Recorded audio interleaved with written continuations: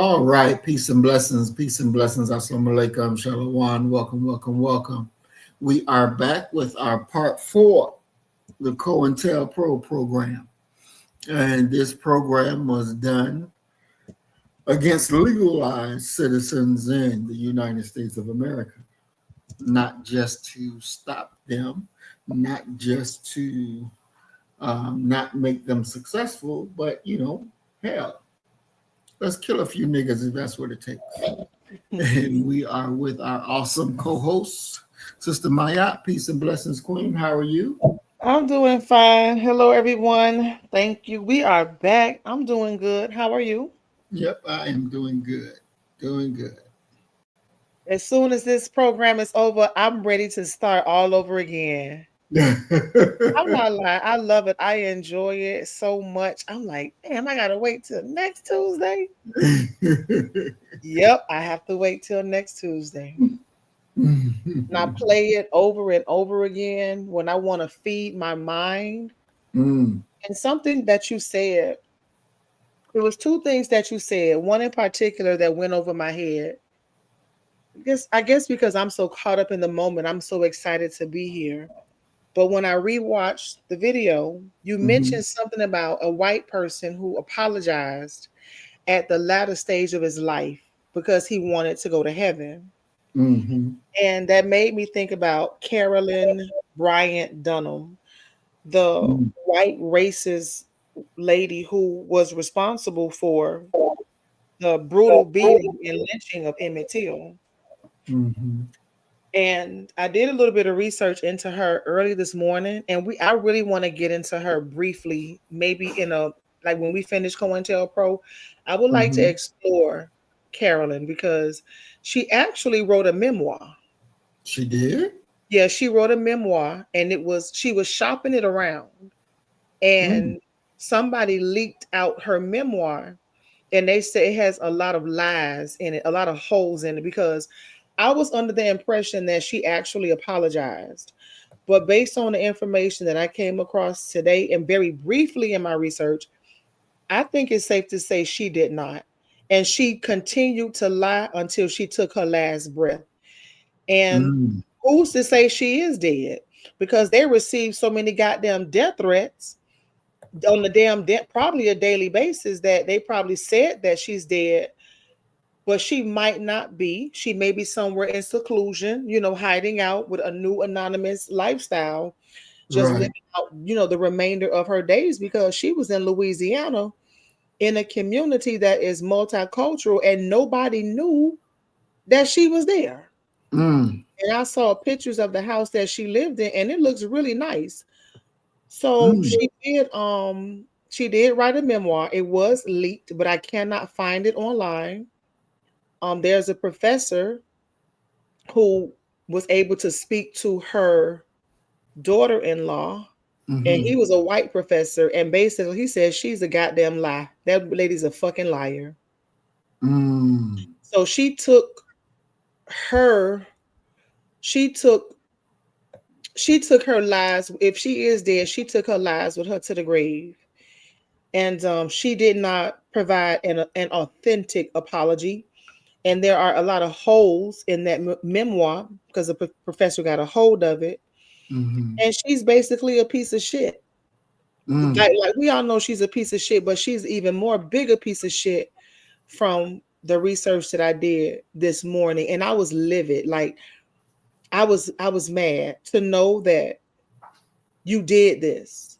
right. You did this. And now you're trying to justify what you said and what you did. Bitch, you still Mm, don't know that what you did was wrong. And the fact that you lived to 88 years old, mm. just like the sheriff who killed two of those Groveland four. I think it was a Groveland four, killed two of Right. those boys point blank range. He was allowed to live in a residential community until he was 80 something years old.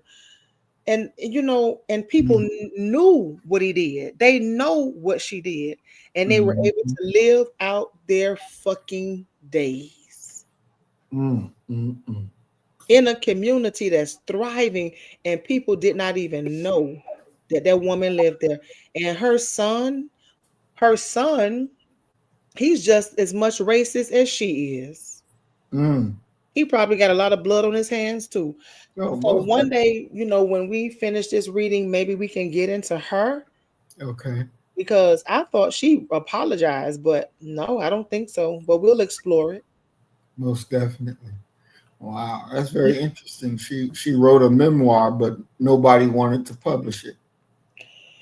So yeah, and a lot of her and then her daughter-in-law was described, like as Hmm. she was, I guess, dictating it, the girl was writing it. Hmm. So she has a lot of family members that they know the deal. They know the fucking deal, but nobody is willing to speak out right now. I think they don't want to speak out because maybe perhaps that will make them, what's it called in the legal terms? It will make them, like when you know something but you don't report it. Um, Wouldn't what? do you think it would make them somehow responsible for that crime if they know some inner information that she shared with them, but they're not willing? Because they had so they had and I think we talked about this. There was I got brain fog because I'm just coming from the gym. They had an active warrant for her arrest that was never served. Really? Yeah. They had a warrant for her arrest. They never served it. Mm. Based upon my research with this lady, Maurice, she has been protected since the day she told that lie. Wow. Somebody, some clan organization, police organization, white racist organization, through the court system, they have been protecting her ever since the day she told that lie. Because years later, they presented information to a grand jury and they were able to get an arrest for her warrant, but they never served it. And no one would go arrest her. And she just literally just phased on out into the universe and was never held accountable. That bitch Mm. never held accountable. And she was like, it changed both of our lives. It changed Mm. his life, of course, because he was murdered. But she said, I was never able to live in peace, because she always knew that somebody wanted to kill her.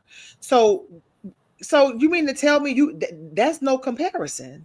Mm. Mm. No. That No. don't compare, because your life was you lived a very uncomfortable life, Mm. looking over your shoulder and walking on eggshells. Mm. Mm. It pales in comparison to what you did to our little brother. And America should still be on fire right to this day. Mm. The United States of America should be burning the fuck down. When I say, Maurice, I am mad with my discoveries this morning. I am pissed off. Mm. I'm pissed the fuck off. Mm. Mm. Mm. Wow. Wow. Cause and then the house that they say she died in, you got Hmm. white and black people out there. They're doing a memorial to Emmett Till to honor him or some shit like that. Oh man, they made me burning that motherfucking house down. Mm. Wow. Where was it that she died at? She Support. died in Louisiana in a place called, let me pull it up for you now. It's in a place called um and the memoir is I Am More Than a Wolf Whistle. I Am More Than a Wolf Whistle. She died in Westlake, Louisiana. Mm. Say population just under 5,000 as of 2020. Mm. Mm-hmm. Westlake, Louisiana. Wow. Wow. And she says she's more than a wolf whistle. Mm-hmm. Mm. I don't know what that is. And this is her home. Let me show you her home right quick. When I saw her home, she was living good. This bitch got a Mm. brand new roof on this house. Mm. This house is made out of, I'm talking about good wood. I ain't talking about no fake shit. It's good wood and a nice, beautiful, brand new roof. Let me pull it up for you. This is her house right here, and then we'll go ahead and get started. Let me just put it right here. Hold on. I'm sorry. Here I go. Yeah, but I'm gonna see, can I get my hands on that memoir? I'm trying to, but that's gonna be a hard one. Share my screen. All right, and window. This is her house. I'm sharing my screen. Okay.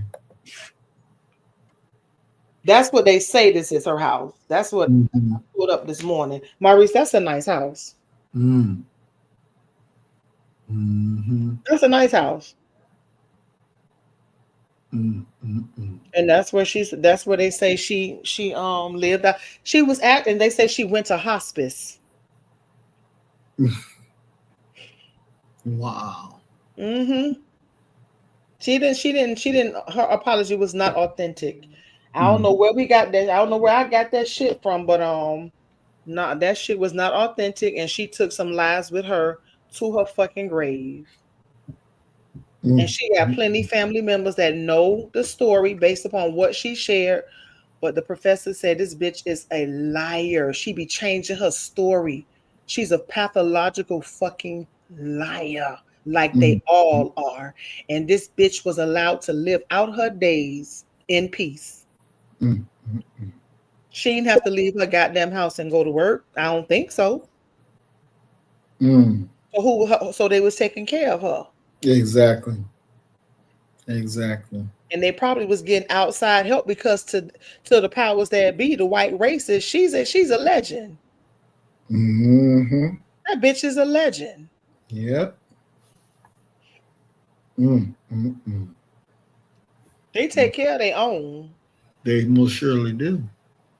And that's just, that got me to thinking about that. So the next thing that you mentioned when we were talking was about, I think you said George Bush when he said the Constitution is nothing but a piece of paper. Remember that?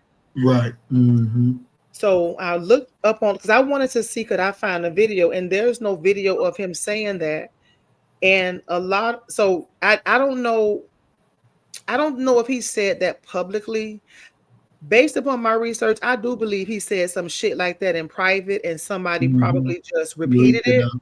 Right. But what I found was that Thomas Jefferson was quoted as saying that the Constitution is merely a piece of wax, which today would have been a piece of paper. And Mm. so the reality is, it really is just a piece of paper. I don't give a fuck if it's Mm-hmm. wax or paper, because the Supreme Court interprets the Constitution based Mm-hmm. upon their belief. Exactly. They don't give a fuck about no Constitution. It's left up to their interpretation. Exactly. And throughout history, their interpretation has been very prejudiced towards people of color. Mm-hmm. Mm-hmm. So, Exactly. yeah, he may not have said it publicly, but I do believe he probably did say it privately. Mm-hmm. And when you look at the Constitution, they play with it and change it and manipulate it and, interpret it based upon what's best for them and not what is best for us. Exactly. So that's And just something that I was thinking about. Go ahead. definitely, and I believe that's what Ketanji Brown, the Supreme Court justice, why they all turned on her, because she dissented with them in the latest ruling that went down, and she called them out, and shit, they fired back at her ass. So yeah, she's coming to the grips to understanding that hey, this is y'all dealing with this thing like it ain't nothing, like it ain't nothing but a piece of paper, that it really doesn't mean anything, because the way y'all interpreting it is not the proper way. So that wake up call she just received, and the more these things keep moving, other people will come to that realization that it is just a piece of paper. And this is why I say we should never never look to that piece of paper for any of our rights. Our rights don't come from that piece of paper. Our rights are God-given rights, and that's where it should be. And we shouldn't look for anything else because that's where it is. Mm-hmm. And you see the quote from Thomas Jefferson? Oh, The, wow. the Constitution is a mere thing of wax in the hands of the judiciary, which they may twist and shape into any form they please. Mm. I got to finish reading. I have to finish reading his biography. Whoever wrote his biography, that's a special individual, because it's a spirit in that book that my spirit gets sucked into the book, and I'm in the 1800s. I can smell the air. I can see the wood cabins and the cabins that the homes they were building out of wood. I can see the darkness inside of their homes. I can it's like I am there. But this man was a womanizer. He was sexually perverted. He was a gambler, very much a man's man. But he was twisted in some ways, but he was very brilliant and intelligent. And America was a place where America was their playground.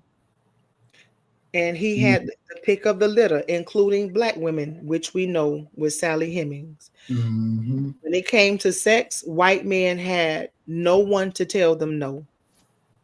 If they wanted it and it was available, they would have sex with it. And there was nobody in America to tell them no. They just came to the shores of America and did whatever they wanted to do. They made their own laws, rules, society, and in a state of depravity. But it's a really good read. And this motherfucker was sick, just like all of them, all the rest of them. Exactly. Wow. Sexually perverted demon. Exactly. All right. So where are we? You ready? Yes, ma'am. Okay, let me stop sharing my screen. All right. So we are on page 20 of this reading, page 28, Counter Spy, Spring 1976 issue. And on page 28, we're going to start where it says the FBI provoked violence. When you get there, let me know. I'm there. All right. So the FBI provoked violence. Psychological warfare is generally considered to be a non-violent activity. Anthropologist Margaret Mead has defined psy-war as one of the forms of conflict in which the killing of people is not sanctioned. While it is true that the COINTELPRO actions were not violent in their own, the results of FBI COINTELPRO actions were sometimes very violent, especially against Blacks. FBI informant Gary Thomas Rowe was a participant in COINTELPRO activities against the Ku Klux Klan. On 2 separate occasions, he was told by the Bureau's supervisors to participate in beatings of civil rights workers in Alabama. The Bureau justified the action by telling Rowe that it was necessary for him to build and maintain his cover within the Klan. Now, something else that went over my head last week when we were talking about Tyrone Powers, when I showed that video of our brother Tyrone Powers. Remember, a part of their intimidation and raiding his mother's home and blowing up his car was because he testified against the FBI because some of their agents were in Klan's robes. And remember, he was speaking in 1990. Exactly. This is 1976. Tyrone Powers is testifying about FBI agents in Klan's robes in the 90s. Exactly. And getting his shit blown up. Exactly. His mama house raided, and ask, oh, you want us to go back out there Mm, to mm, kill her mm, if you don't shut the hell up? mm, So here you have this individual here, a informant, being encouraged by FBI supervisors to participate in the, I'm going to say, brutal beatings of civil rights workers in mm, Alabama. mm, mm, And mm. they justified it by saying, this how you going to maintain your cover. Right, right. Roe Mm, once informed the FBI 7 days in advance that the Klan would attack blacks at a county fair. The FBI did not intervene to prevent the beatings from occurring. On a second occasion, Roe gave 3 weeks' notice that the Freedom Riders arriving in Birmingham would be greeted by local Klan members who had police assurances that they could beat the civil rights workers for 15 minutes before they would be stopped. Again, the FBI did nothing to intervene, even though they were aware of potential civil rights violations and that local authorities were a part of the conspiracy. mm, Roe's actions were not directly linked to any COINTELPRO request, but they are an indirect result of the program. Had Roe not been participating in COINTELPRO actions, he would not have needed to maintain the deep cover that he did. It is hard to believe that other FBI informants involved with the Klan did not experience similar situations where the FBI told them to improve their credibility at the expense of civil rights workers and blacks. You could speak on it. mm. It's very interesting because I was always under the impression that, if you're undercover, you can be undercover, but you're not allowed to, break the law. You're not allowed to do those things. You got to figure your way out so that you don't break the law. But these demons are telling them you can do it. They knew prior to what was going on, and they did nothing. It cements more and more that our whole involvement has always been nothing but a service as a tool, because they knew that these people were going to kill us. They knew that these people were going to beat us. Now, the question that I would have is, after the beatings happened, did the FBI go back and arrest the beaters? Did they go back and lock them up, charge them with the crimes that they know they did? Because if they didn't charge them, what was the purpose of having an informant?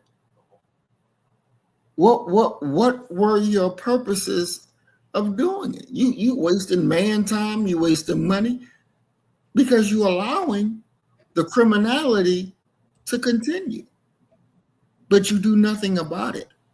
Nobody arrested, nobody even charged.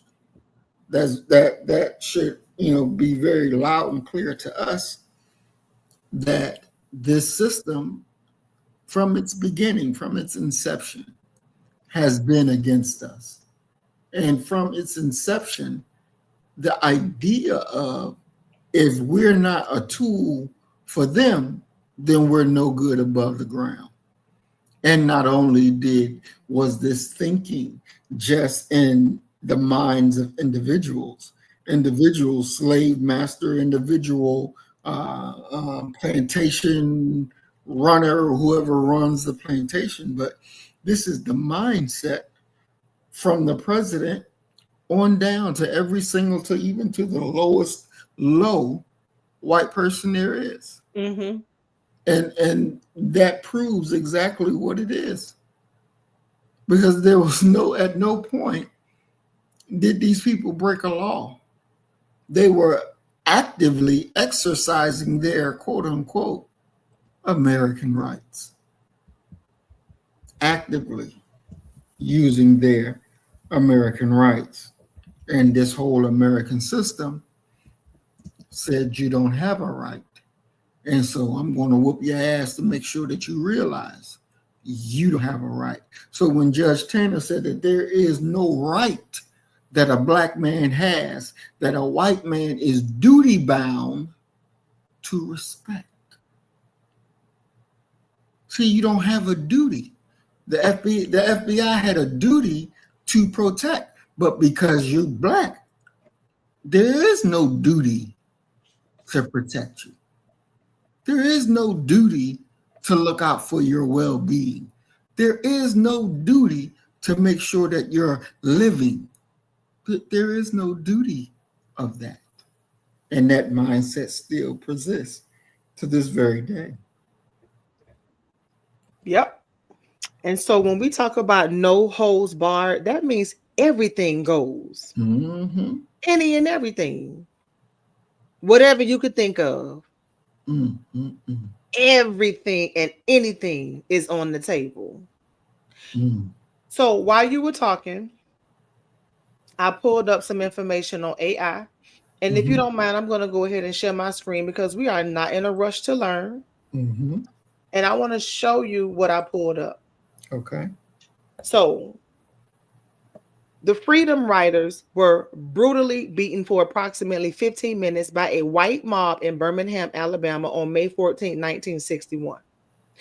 The attack occurred at the Trailways bus station where police, under the order of Public Safety Commissioner Bull Connor, had agreed to give the Ku Klux Klan a 15-minute window to assault the riders before they would arrive to restore order.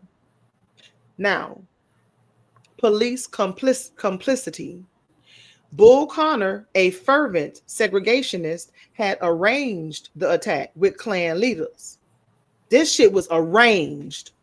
They had a meeting in advance to discuss this brutal beating in advance. And he said that an FBI informant had reported the plot to the Bureau, but nothing was done to protect the riders. But that's because they was in on it. You see? Exactly. They were in on it. This informant, they was and he was given permission to kick ass too. As Freedom Riders exited the bus, they were met by a mob of Klansmen, right, who arrived with baseball bats, iron pipes, and bicycle chains. God damn, bicycle chains. White Freedom Riders in particular were targeted for frenzied beatings. Baseball bats, Maurice, iron pipes, and goddamn bicycle chains for 15 minutes. Howard K. I wonder, do they have any of that beating on video? Because I've never seen nobody get beat with no bats or no chains, and especially no bicycle. I haven't seen that. Howard K. Smith, a CBS News reporter covering the event, recounted seeing one passenger knocked down and savagely beaten by a dozen attackers. He reported on the incident from his hotel room after the local station claimed there was a broadcast signal problem at the bus station. There go your answer right there. Exactly. We ain't gonna show this shit. It's a problem at the broadcasting station. We're gonna be down for a few minutes, but we'll be up with broadcasting once we, shake the dust off. All this shit was plotted and planned. A goddamn signal problem. And it says, true to their training, the Freedom Riders did not fight back. Their nonviolent resistance in the face of such brutality highlighted the stark injustice and moral vacuum of their attackers. When I read Robert Williams' book, they would swear on oath to not defend themselves. What? Yeah. They literally would swear on oath to not defend themselves.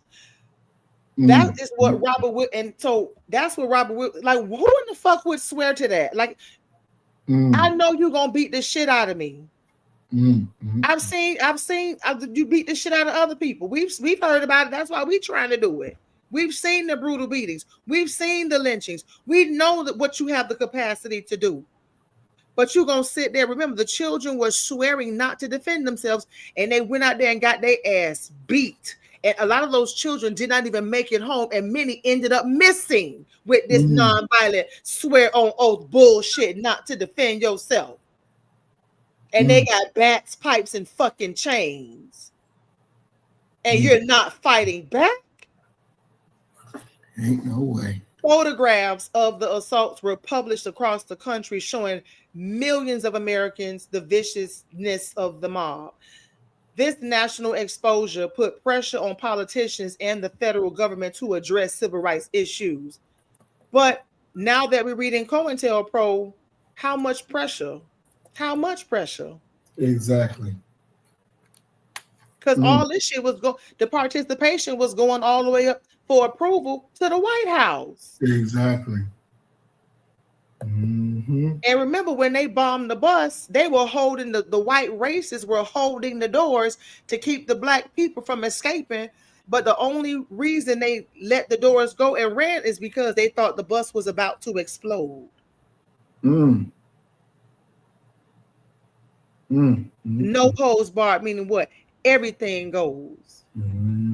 15 minutes with an angry mob, that's a long time. That is a long time. Maurice, that's a long time. Anybody who is a fighter, them 3 motherfucking minutes in the ring, 2-3 minutes, that shit is brutal when you fighting a beast. Exactly. Exactly. You be wanting that bell to go ding, ding, I got that. And you talking about 15 with an angry mob, 12 attackers on one person, savagely beating you with baseball bats, iron pipes, and bicycle chains. God damn. Ain't no way. Ain't no way. So, and it says the agreement was that police would not show up for 15 minutes, allowing the mob time to carry out their beatings. Yep. Ain't no way. I don't even understand the mindset of an adult that would send their teenager down there to take these damn fucking freedom rides. I don't understand that. Maurice, especially a girl, especially a female. Remember, in the 60s, they was wearing dresses. Not that it makes a big difference, but I'm just saying it's easier access. Exactly. And even with pants, it will be even more savage, but nevertheless, grown black men allowing young college girls to go participate in this bullshit. As savage as these white men are, knowing what they have the capacity to do and what they had already done. How many black women they killed, how many black women they assaulted, how many black women were hanging and found dead, and like, oh my God, like, no, this too much. Too much for me. No. And that's, I'm sorry, go ahead, I'm sorry. The thing is this, that they think that they changed America. They think that they saved America. He ain't changed a damn thing. That's the reality. He didn't change anything.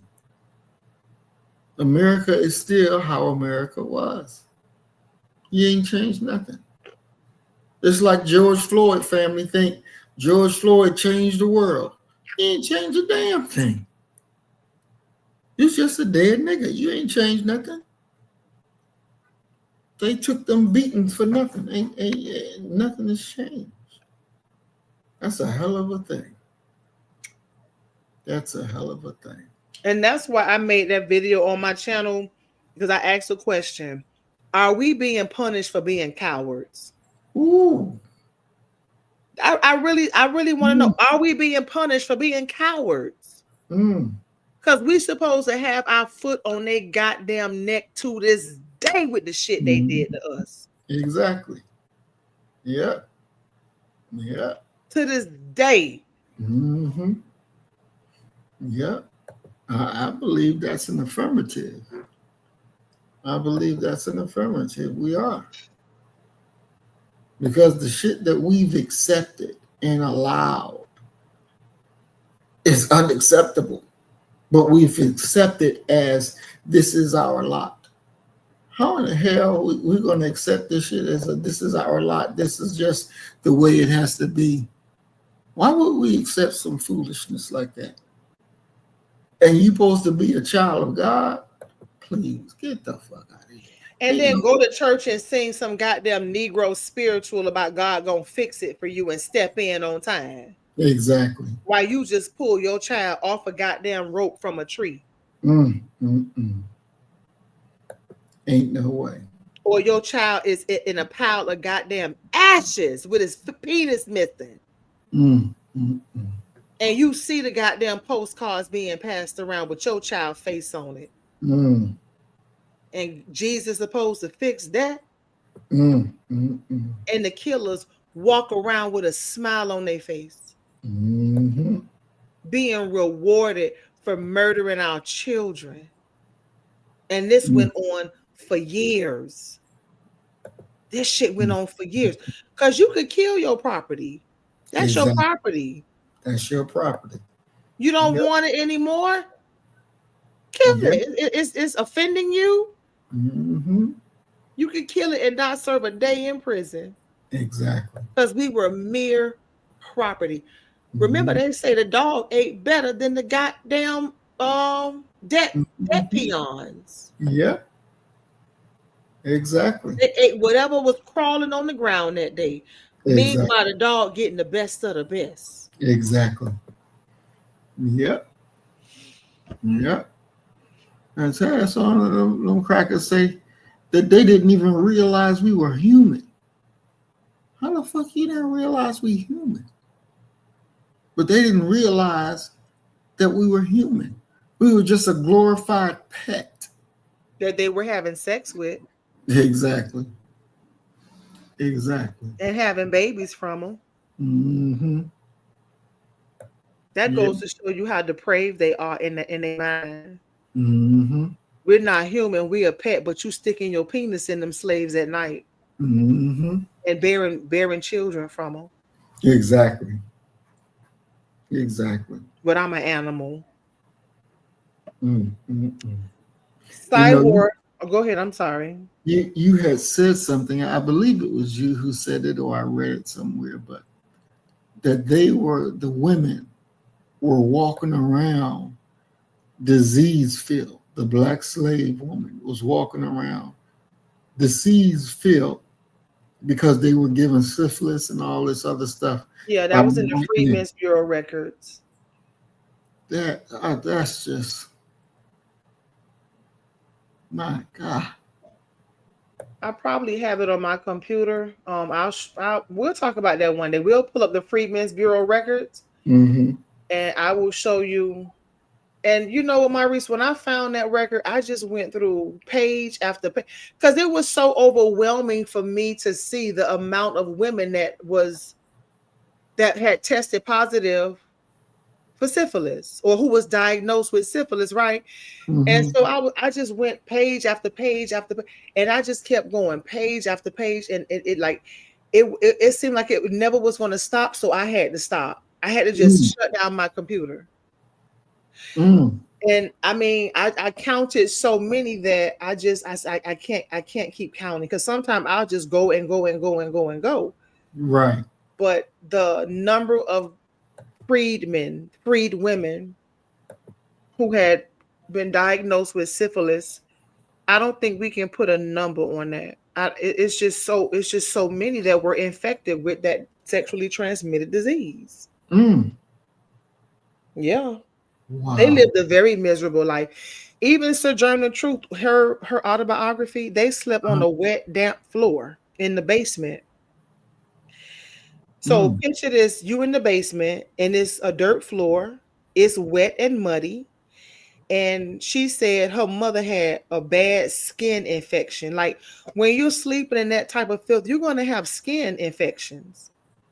And it caused a lot of internal illness from living in that condition, and it's damp and it's cold and it's dirty and it's muddy and it was really bad, the condition that Sojourner Truth's family lived as a slave. They were very, very, very sick, respiratory problems. And this is the stuff that we typically don't hear about. When we talk about slavery, we know that their condition was brutal, but oftentimes we tend to think of them as healthy. In my mind, that's how I thought of them, but that's simply not true. They had a lot of aches and pains and illnesses that went along with that unfortunate lifestyle. Not to mention the mental shackles.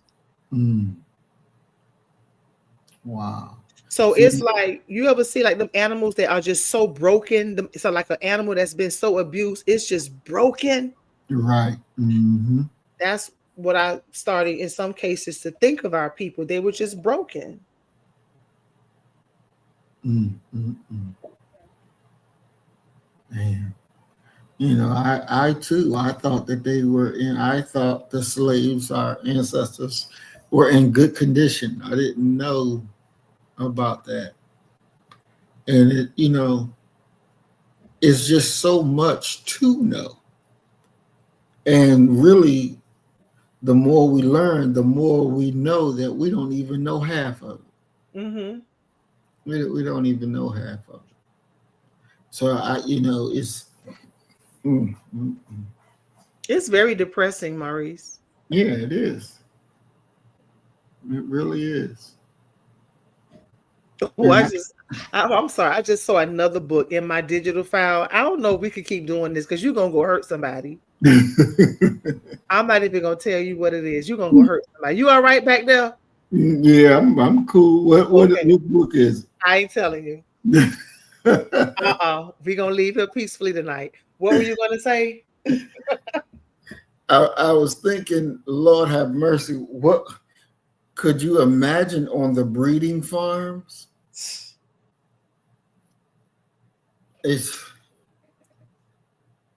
Maurice, I got something I could show you about that breeding farm. It's gonna make you. I ain't even gonna talk about it. We just gonna keep the Tuesday night rolling. I'm not gonna say nothing, but if we ever get to this, if we ever get to that, and you see it, you're gonna lose it. You're gonna lose it.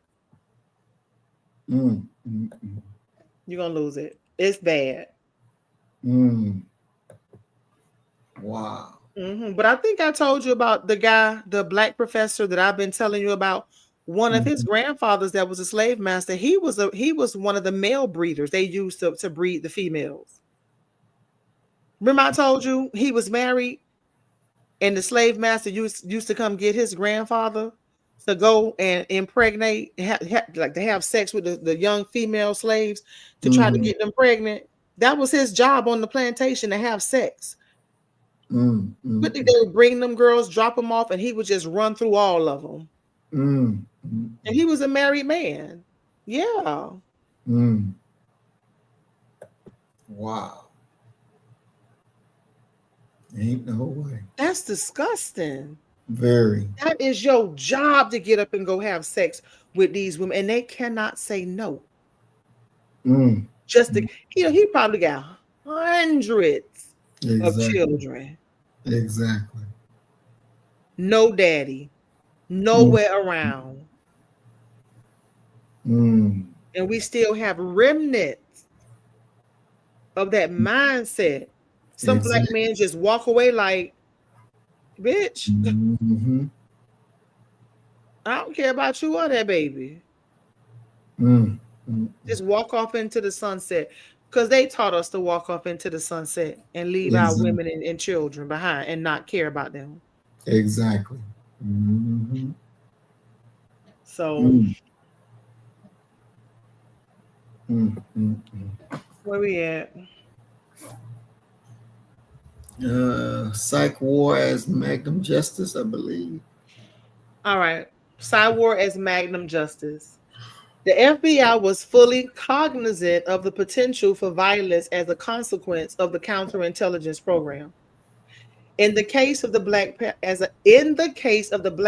Black Panther Party, it appears that violence was the desired result of COINTELPRO actions. By provoking confrontations between the Panthers and either the police or other political groups, the Bureau was able to neutralize the Panthers without direct complicity, a standard intelligence technique known as the use of a cutout or third party or maintaining plausible denial. Even the Senate Select Committee, in their special COINTELPRO report, had to admit that such activities involved risk of serious bodily injury or death to the target. It is not just risk, it is fact that members of the Black Panther Party found violence was integral to COINTELPRO it is not just risk, it is fact that members of the Black Panther Party found violence was integral to COINTELPRO actions against them. Thyward took on the characteristic of magnum justice towards the Black Panther Party. Now that's very special because they say we know that the end result could be serious bodily injury or even killing our target. Mm-hmm. So y'all still want to go ahead with this program? Yeah. Mm-hmm. Because the Smith Act is simply not doing it. The Smith Act is not doing it for us. We got people that's walking away who are our enemy. Exactly. They're being protected by the Constitution. Mm-hmm. So we got to come up with something that can circumvent the Constitution and reach our desired goal, which is to neutralize them. They might lose an arm, a foot. They may come out blind, burned, or even dead, but we're still going to do it. Mm-hmm. Manipulating police and rival political factions like markers on a Monopoly game board. The FBI used their psychological warfare techniques to neutralize the Black Panthers in the most brutal sense of the word. Documentation presented to the Senate Select Committee on Intelligence and as evidence in a civil suit over the death of Fred Hampton and Mark Clark showed that the Bureau's approach to the Panthers was one of being at war. War. Mm-hmm. Even the Senate Select Committee investigators felt that the tone of COINTELPRO memos relating to Blacks and the New Left were worthy of comment. Minority Counsel Curtis Smothers told the senators, the rhetoric of the Bureau, as these programs advance from the initial program relating to the Communist Party, USA, to the ultimate programs of Black nationalists and New Left, become tougher and tougher.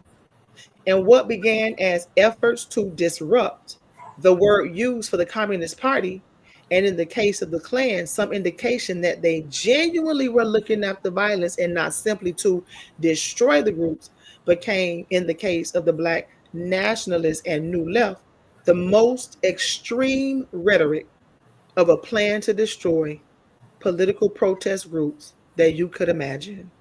Mm. You can't even conjure in your goddamn mind what these people got planned for you. Mm-hmm. Mm-hmm. We ain't leaving no footprint, no handprint. Mm. You don't know who's the informant, who's your friend, who you can trust, who you can talk to. Because so many people were compromised. But you got it. Go ahead, you got it. Yeah, that's just exactly what you're saying. So many people are compromised, and they sowed seeds of distrust so thoroughly through organizations. Hell, by the time you get your letter, you be looking, even if it's your actual blood brother, you be looking at him like, this nigga trying to kill me. I mean, they were so thorough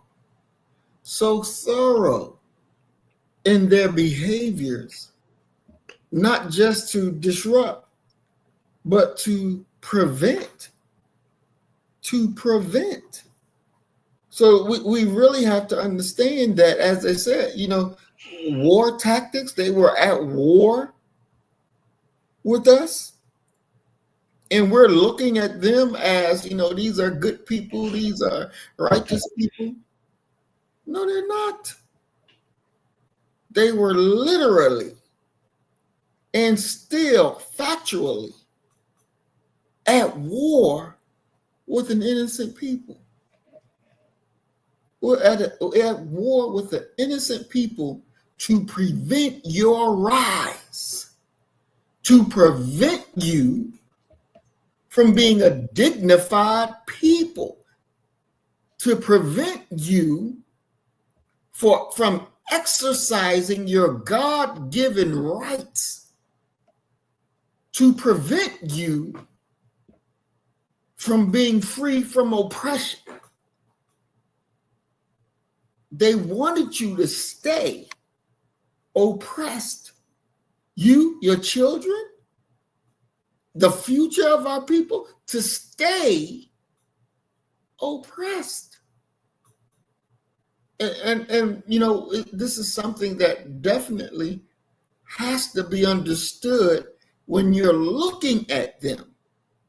You're not looking at your friend. You're looking at your enemy,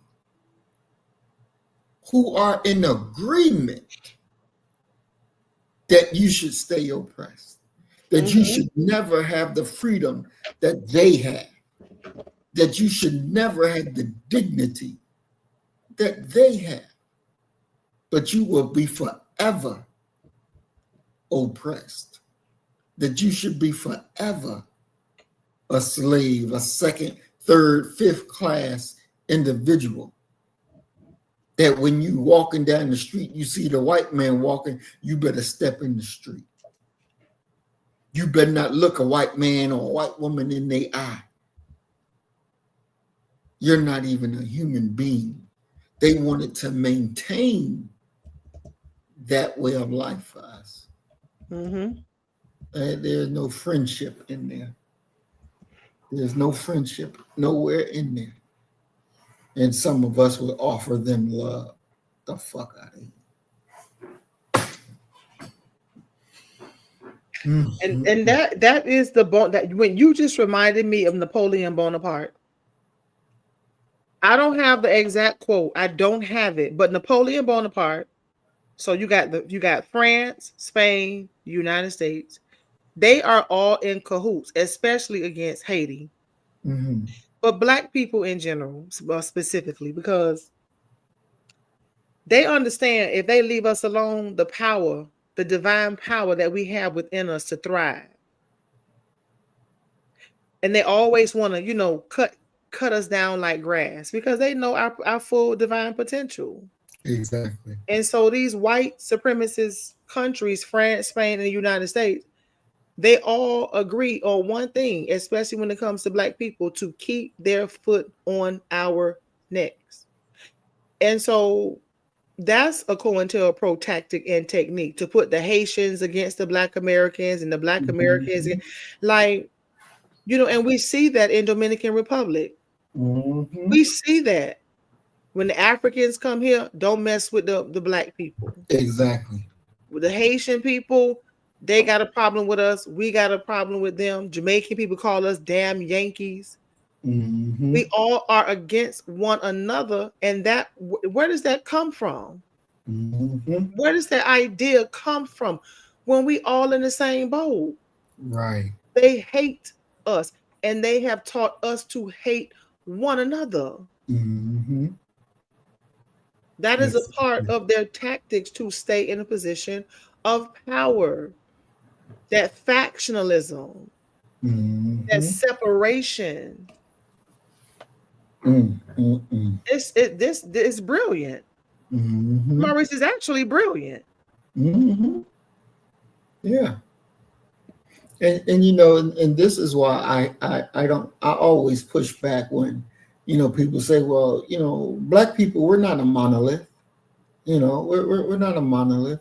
And I say, well, we do. We all want freedom, justice, and equality. There's not a Black person out here who doesn't want that. There's not a Black person out here who don't want a nice standard of living. There's not a Black person out here who don't want to be treated respectfully. We all want to be treated respectfully. And see, and what they do is, this is an act of division. This is an act of division when they say, oh, black people are not a monolith. But they don't, when it's coming out of a black person's mouth, we have to realize that that's not the black person talking, that's the enemy talking. Because they want to make you think that all black people want something different. Yeah, look, when you break down, some black people may want to play football. Some black people may want to play basketball. Some black people may not even want to participate in sports. But yet, when it comes to how we want to live, we're all in agreement. We all want the best in life. We all want to be able to live and be free. This is something that we all want as a black people. And we should be collectively working for that, because our enemy commits violence on us every day to keep us being separate and apart. Because people have different stations in life. Somebody may be a janitor. Somebody may be a manager at a damn gas station. Oh, well, I'm thankful that I'm not this. I'm thankful that I'm not that. I'm thankful that I'm better than this.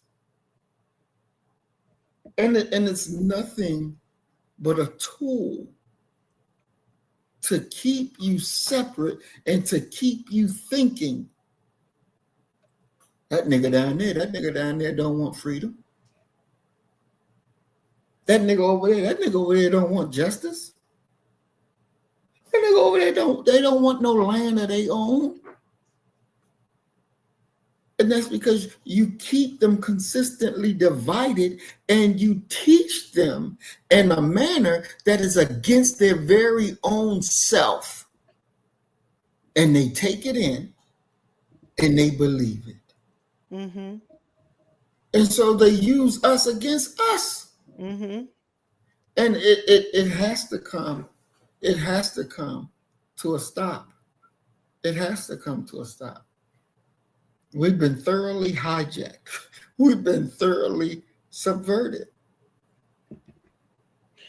Because there's no reason a goddamn Indian or Chinese should be able to come from across the goddamn Atlantic Ocean to our community and open up a business and thrive in the community we've been living in for years. Mm-hmm. They should not be able to do that.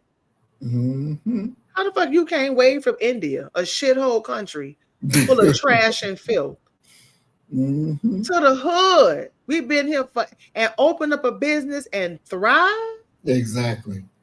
But go ahead and show the screen. This is a quote of Napoleon Bonaparte. Okay. That I wanted to show you. I don't know if you've seen this quote before. And it says, this is Napoleon Bonaparte, who was what do they have, a prime minister or France? What was he? Mm-hmm. He was the ruler, or was he a president? I don't think they will call it presidents, but he was the ruler of France. Right. During the Haitian, was it during the Haitian Revolution or? Mm-hmm. Yeah. Oh, okay. So he said, my decision to destroy the authority of the blacks in Saint Dominique or Haiti is not so much based on considerations of commerce and money as on the need to block forever the march of the blacks in the world. Oh, wow. Now, remember, he wanted to be a world ruler. He wanted to rule the entire fucking world. And what did he say about black people? I want to stop your ass all over the fucking world and enslave you forever. He never wanted us to be free.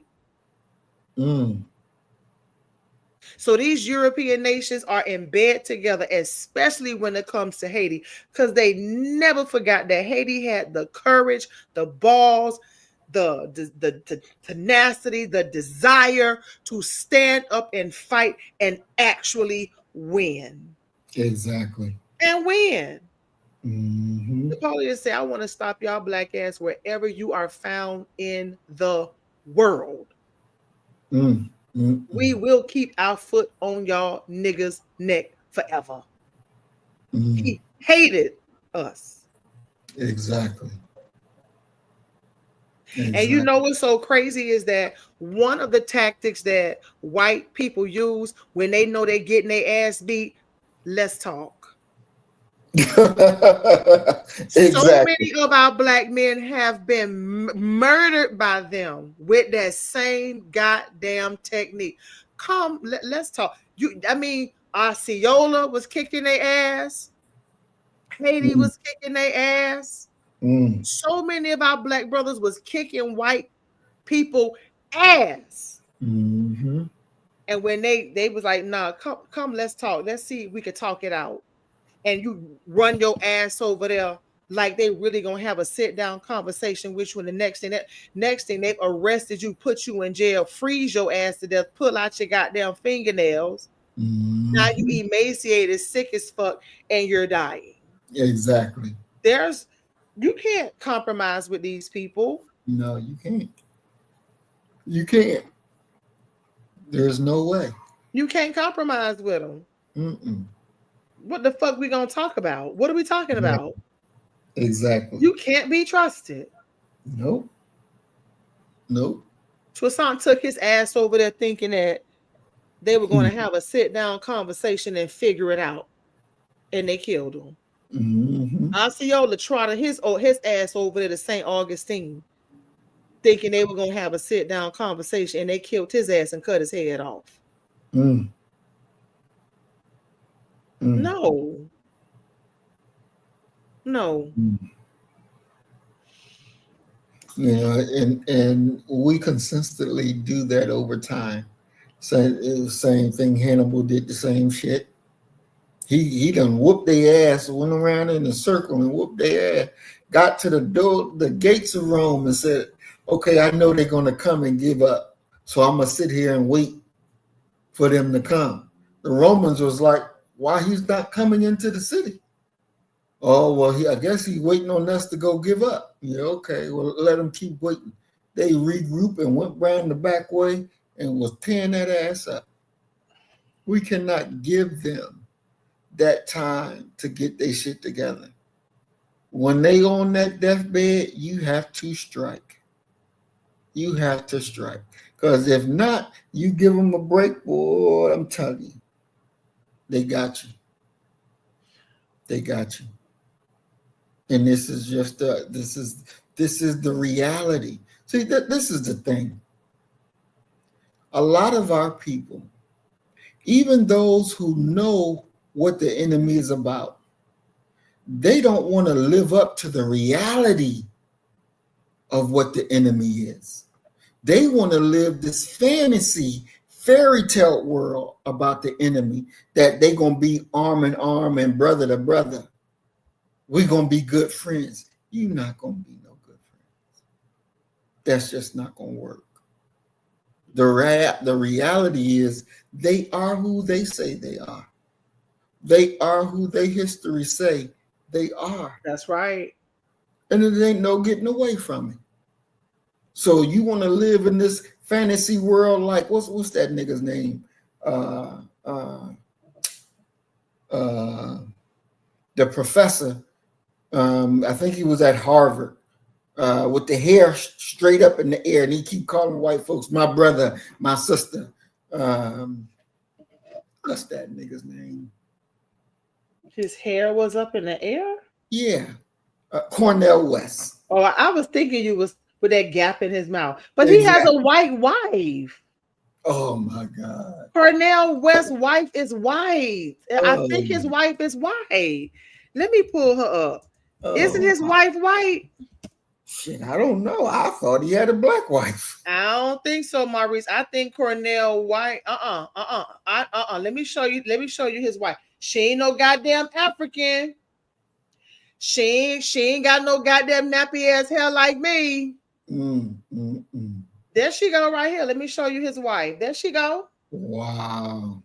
She got fur. Her hair is fur. She got fur. She is not black. Nope. I don't even think she biracial. She ain't us. She's not like us. She's not us at all. She's not us at all. Yeah, look at that's his wife. Mm-mm-mm. Mm-mm-mm. But what was you saying about Cornell? You know that he can never be trusted.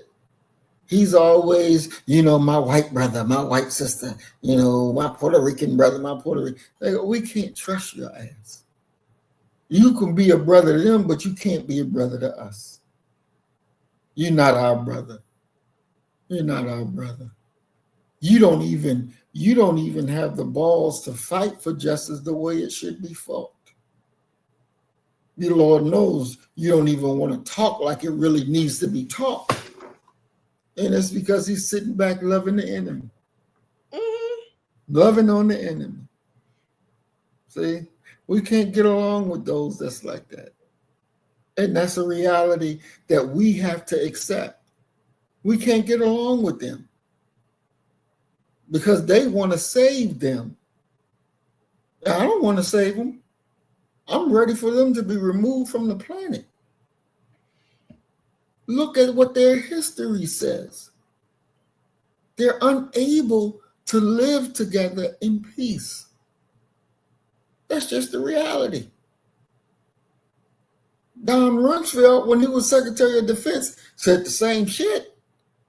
You will never hear me say peace, because there ain't gonna be no peace in this world. There's nothing just in this world. So you ain't gonna hear me talk like that. And he was so real with it, people were getting offended. But he's telling you straight up how it is. But you want to live in a fairy tale world.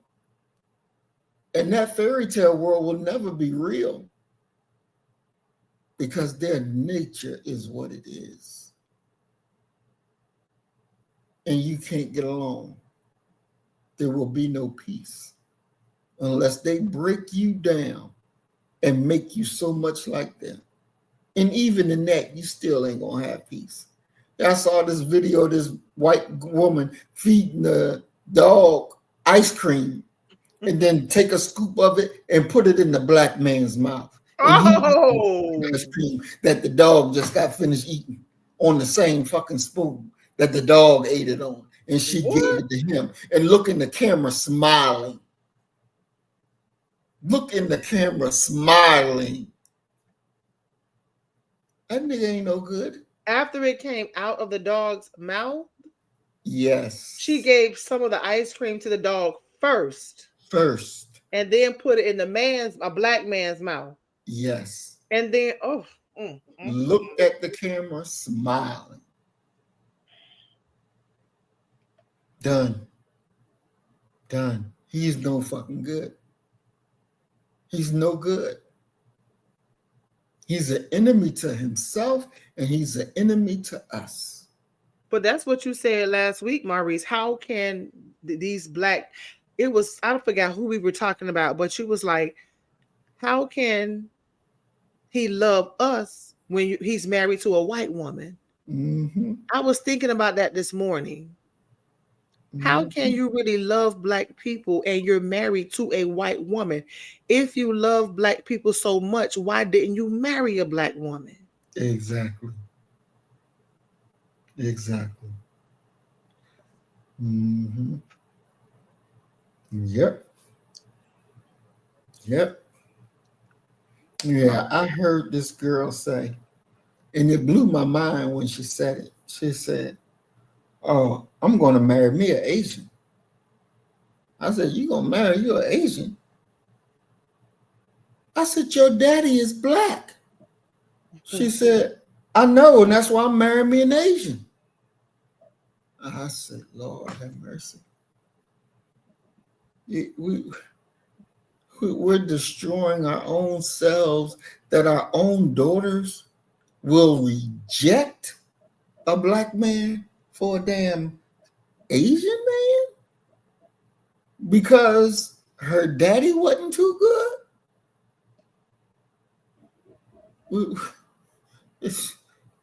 It just doesn't make any sense. But we are a people that has been thoroughly subverted. And Mm-hmm. Lord knows these young people out here today have no freaking idea. None. None whatsoever. No freaking idea of what was done to them, why they are in the situations that they are in. That this stuff was calculated and planned. They considered you before you were even born, that they wanted a certain condition for you. Before you were even born, they made these plans for you. They already knew. They already knew. And then they put it in writing. Not even worried about one day that you're going to come across it and you're going to read it. That you're going to read it. That it's going to blow your mind so much you ain't going to know what the fuck to do about it. But you're going to read it. Their history is what it is. And they have been at war with us since day one. And at some point, we better respond because we're at war. But you know what's so crazy is that the information about the Freedom Riders, it has been out. And some of those people, probably more than likely, are still alive.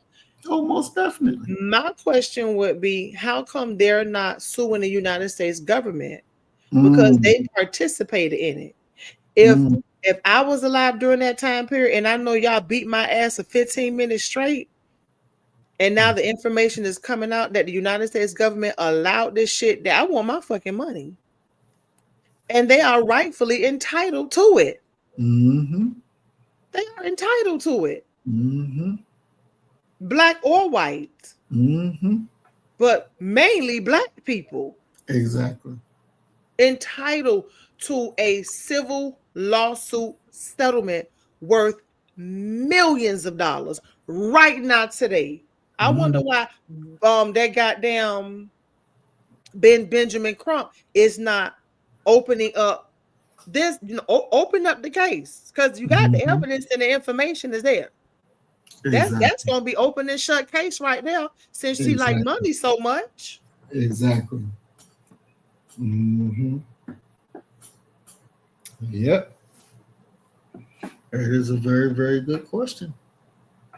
Okay, That is a so very good question. provoking violence through cyber and cutouts can be documented in three separate operations around the Black Panther Party. One was the attempt by the Bureau to intensify the factional differences between the Panthers and the United Slaves, or US. That is what you were talking about last week with Karinga. Right. So, one of the goals was to intensify factional differences between them two. The second was the attempts to pit the Blackstone Rangers, a Chicago street gang, against the Panthers. The, Mm. the third case called for an FBI instigated raid on the Chicago Panther headquarters that led to the assassination of Fred Hampton and Mark Clark. Now, is this why Chicago have all these gang wars going on right now with black people killing each other? Probably so. Probably so. That was a real big thing to get the FBI to infiltrate those gangs. Gotta be. I can definitely see that as being the case. Because they said, I don't know exactly what it is, but they said it was something going on in Chicago that was very powerful and positive. And it Mm-hmm. was to enlighten black people about, white supremacy and come together and do better. Then Mm-hmm. all of a sudden now you got Chicago street gangs fighting against one another. And I don't know if you ever been to Chicago, but I have. I was going to move to Chicago to work. The day my plane landed was the first day of summer. Mm. The first fucking day of summer. The pilot got on the mic and said, just giving y'all the heads up, 30 people died. Before we took, but by the time, like, from the time we took off to the time we landed, there were 30 people that had been killed in Chicago from violence. Mm, mm, mm. So this has got to be COINTELPRO still in operation in Chicago. Definitely. That's one place you can make a lot of money if you want to be a go into mortuary science, Mm-hmm. open up a funeral home, or because funerals make a lot of money in t-shirts and candles and keychains and shit and flags and all kind of decorative stuff for the grave, and people have parties and stuff like that. You can make a lot of money from dead people in Chicago. Mm-hmm. Mm-hmm. Exactly. Your funeral homes make a lot of money in Chicago. Yep. Remember the father? It was something happened with a gang, and the father pulled the rival's son into the alley and shot and killed him. Remember that? I think so. That sounds familiar. Yeah, he pulled his rival's son into an alley and gunned that little boy down in Chicago. Mm-hmm. A black man killed a black Yep. child Yep. over some dumb shit. Mm-hmm. Yep. Mm-hmm. Crazy. Whew. So pit them against one another so that they're fighting against one. They don't see their blackness. Nope. They don't see their blackness. They just, they see what we want them to see. Mm-hmm. And so you have some of the most vicious fighting from within. And they're just sitting back watching. Exactly. They're watching it go down. Mm-hmm. Mm-hmm. On November 25th, 1968, a Sullivan, and also to the head of the COINTELPRO. Remember we talked about him last week, Mr. Sullivan? Mm-hmm. That name is from the slave trade, Sullivan Island, over there I think in South Carolina. Mr. Sullivan was a big slave trader. He had an island. And when the slaves came in from Africa, he would quarantine them on Sullivan's Island until they were well enough to go onto the mainland. He processed thousands of slaves. So that rang a bell in my mind this morning, that Sullivan name. Mm-hmm. On November 25th, 1968, a Sullivan Hoover memo was sent to FBI field offices participating in the COINTELPRO Black Nationalist Program. It stated in part, for the information of recipient offices, a serious struggle is taking place between the Black Panther Party and the U.S. organization, or us. The struggle has reached such proportions that it is taking on the aura of gang warfare with attendant threats of murder and reprisals. In order to fully capitalize upon Black Panther Party and us differences, as well as to exploit all avenues of creating further dissension in the ranks of the Black Panther Party, recipient offices are instructed to submit hard-hitting counterintelligence measures aimed at crippling the Black Panther Party. Mm. Mm-hmm. In our words today, shit got really real. Exactly. They're talking about killing each other. Mm-hmm. Mm-hmm. And you can clearly see that they're on the side of us, the group that they created. You can clearly see that. Clearly. This, and it's shameful because the Black Panthers didn't know that us was being controlled by the FBI. They didn't know that. They had no understanding of that. So I know you said, so do you think that members of us knew about the FBI manipulation as well? I think the leadership knew. The leaders, so Karinga knew, but he knew the inferiors didn't know, and he sat his ass back and just watched the motherfuckers kill each other. Exactly. God damn. Exactly. Maurice, that is horrible. Exactly. What did he get out of it? Money. He got money. He has a permanent teaching job over there at I think he's at Berkeley. Permanent teaching job. He got money. The nigga got paid. The nigga got a soft life. And some of our people are dumb enough, ignorant enough to think that he's a really cool guy because he created Kwanzaa. That nigga's an enemy to our people. It'd be one thing if you had a real legitimate beef with the Black Panther parties. That'd be one thing. You had a real legitimate beef with him and you back and forth. But you ain't even got a real legitimate beef. You doing it because the enemy paying you to do it. And you don't have a problem going around getting the people who love our people, who want better for our people, and you feed them your line of bullshit and say, it's the Black Panthers that's stopping us from being successful.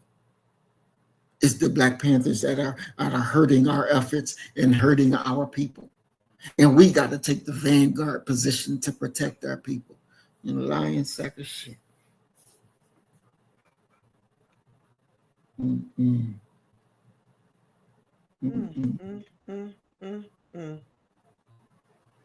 My God, today.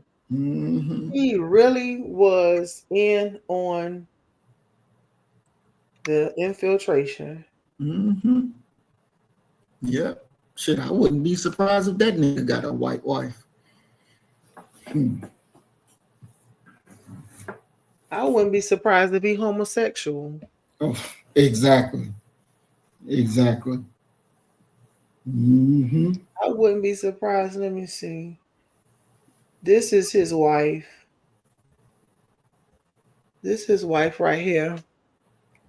Something ain't right with this, Maurice.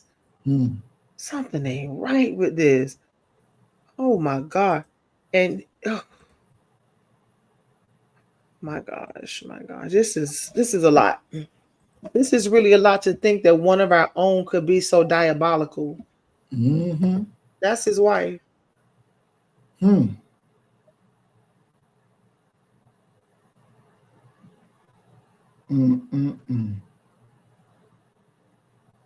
How could he? Why would he go against your own? Remember in the news, there was some information about Ibrahim Traore's one of his soldiers who was offered $5 million to murder Ibrahim. Exactly. And he declined it. Exactly. Mm-hmm. He declined it. Yep. Mm-hmm. And he's supposed to be a professor of African studies. Haringa is supposed to be a professor of African studies, and he can get in bed with the feds to manipulate Black people to the extent that they're talking about killing one another and just sit back and watch it happen. Exactly. That's some nasty ass shit right there. And that's one of the main problems that we have within who we are as Black people, because you see that a lot in Africa. You see that a lot. Look at the president of Haiti. They say his wife had a lot to do with that shit. His own wife. The one that was assassinated? Yeah. What? It's coming out in the news that his wife had something to do with that shit. Unless they pinned it on him. They could be pinning it on him. But I don't know. And it's so crazy because I talked to somebody who was telling me about that man. They cut his head off and took his eyes because they say he was a voodoo priest. That president, he was a voodoo priest. And they took his head and eyes, and they say his wife was in on the assassination. We got to stop being on their side. Exactly. They should not be able to come to any of us to gain favor, to bring about our demise, as nasty as they are. How could you do that to one of your own? And you a goddamn professor of African studies? That means you know the history of the white man. Exactly. Exactly. Exactly. And just like Earth said it was so hard for our people to believe Africa was deep in the slave trade of our people, which needs to also be sued. Mm-hmm. Did I not say we are running to the slave trader, trying to get away from the slave master? Yep. Why is it that, and you know, and be like I say, before the fall of America, like when I put down Christianity, I fell in love with Africa. Mm. I fell in love with Africa. And I was just thinking about it today. Professor John Henrik Clark, that's all he talked about with Africa. That's all Dr. Clark talked about was Africa, but he didn't live there. Exactly. Professor Joseph Ben Jocannon talked Mm-hmm. about Africa, but he didn't live there. Mm-hmm. Professor James Smalls, that's all he talked about is Africa and got a hotel there that's still not open to this day. Mm. But he doesn't live there. Mm-hmm. Shaka almost talk about Africa all the time. He loves ancient Kemet. His mom lives there, but he's not moving. You can't even get Shaka to get on a plane to go to Africa. He's not going. Mm. He's not going. He's not going to do it. Mm. Sonetta loves some Africa, but he don't live there. Mm-hmm. And we have all these people that's Africa, Africa, Africa, Africa, Africa. But when you really think about Africa, when you really, really think about Africa, they owe us too. Exactly. Because they were heavily involved in the trade. And I believe that's probably one reason they got a fucked up situation today because of what they've done. Mm-hmm. They've never made sincere apology or restitution for their participation in the slave trade. Exactly. They've never come to get us, never come to visit us, never come to advocate for us. And then they want to give us citizenship, but like you said, they want the rich celebrities to get citizenship because they want them to invest in the community. Michael Blackson invested $5 million in his home country of Africa, and they robbed his ass. And it got so bad they told him, we will give it to you when we feel like it. What? Give you back. Yeah, he has an interview he did with DJ Vlad talking about his experience trying to open up a school. It never opened, and they stole $5 million from Michael Blackson.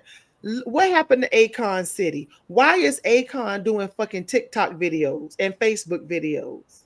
Why is Akon black ass doing bullshit videos in America when he was talking about opening up Akon City? Where the fuck is Akon City? People got to be careful running their ass over there, because the reality is they will run your ass back, and you'll be in a worse position than before you left. Exactly. They robbing their own. When we get there, we hear the lowly people like you and I being robbed and taken advantage of. And then there's no job for you. You have to create jobs for them motherfuckers. We ain't got it like that. Exactly. What we gonna sell a goddamn African? Mm-mm-mm. What are we gonna sell to them? Already at a disadvantage, not speaking their language, and they already charging us higher prices. And you got to pay your goddamn rent for the whole year and sometimes 2 years with a bad infrastructure, poor Wi-Fi and electricity. Let's stop the bullshit. And people gonna take their retirement check and go over there. Really? Okay. Okay. Exactly. Okay, go ahead. See how it worked for you. Mm-hmm. Don't even have hospitals a lot of times for us to go to when we get sick. And you finna go your ass over there when you get old. And you gonna need to go to the doctor at a hospital. Okay. Okay.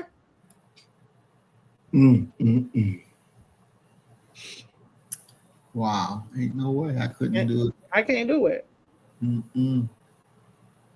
Nope. I could not have. Even Marcus Garvey didn't do it. He didn't go back to Africa. He didn't go and die in Africa. When they kicked him out of America, he went over there to England. Yeah, we talking that Africa shit, but we don't really want to live that African experience. It's hard over there. No. It's really hard. Mm-hmm. So, to continue sharpening the rift between the Black Panther Party and us, Sullivan ordered each participating field office to submit biweekly suggestion letters to the Bureau on the Panthers. Goddamn. Mm-mm. Suggestion letters. Every 2 weeks, give us a letter with things that you suggest that we can do to pull down the group even further to the extent that we neutralize them, even if it means they end up in a body bag in a casket. Mm-mm. Like, how deep can your thoughts go? Exactly. You know, Yep. because we can make it happen. Mm-hmm. We can tweak it. No big deal. Bring us your suggestions. We really need them. Exactly. That's that's Maurice. Mm-mm. My God, today, who thinks of this type of shit? The devil. White people, the devil. Mm-hmm. Submit bi-weekly suggestion letters to the Bureau on the Panthers.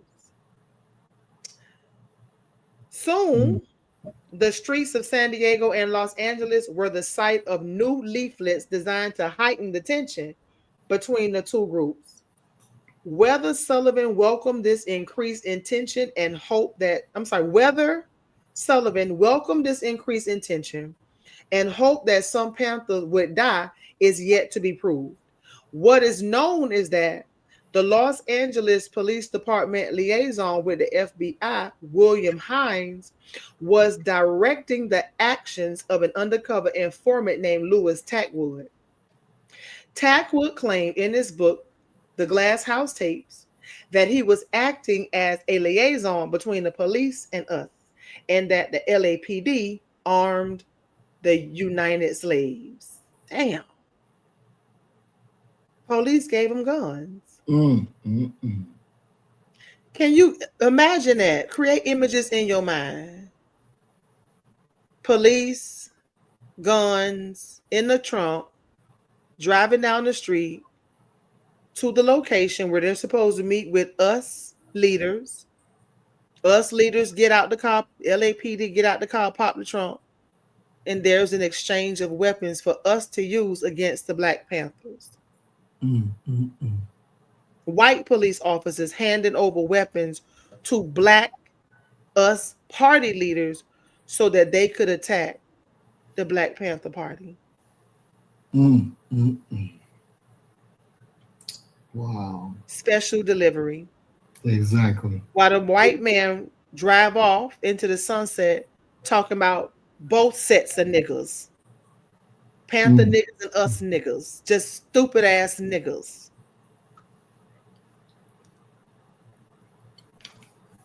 Mm. Ain't no way. At the time of the FBI memos about aggravating tension between the two Black groups, the Black Student Union at UCLA was preparing for the election of a new president. Ron Karenga, head of US, was supporting one of his loyalists.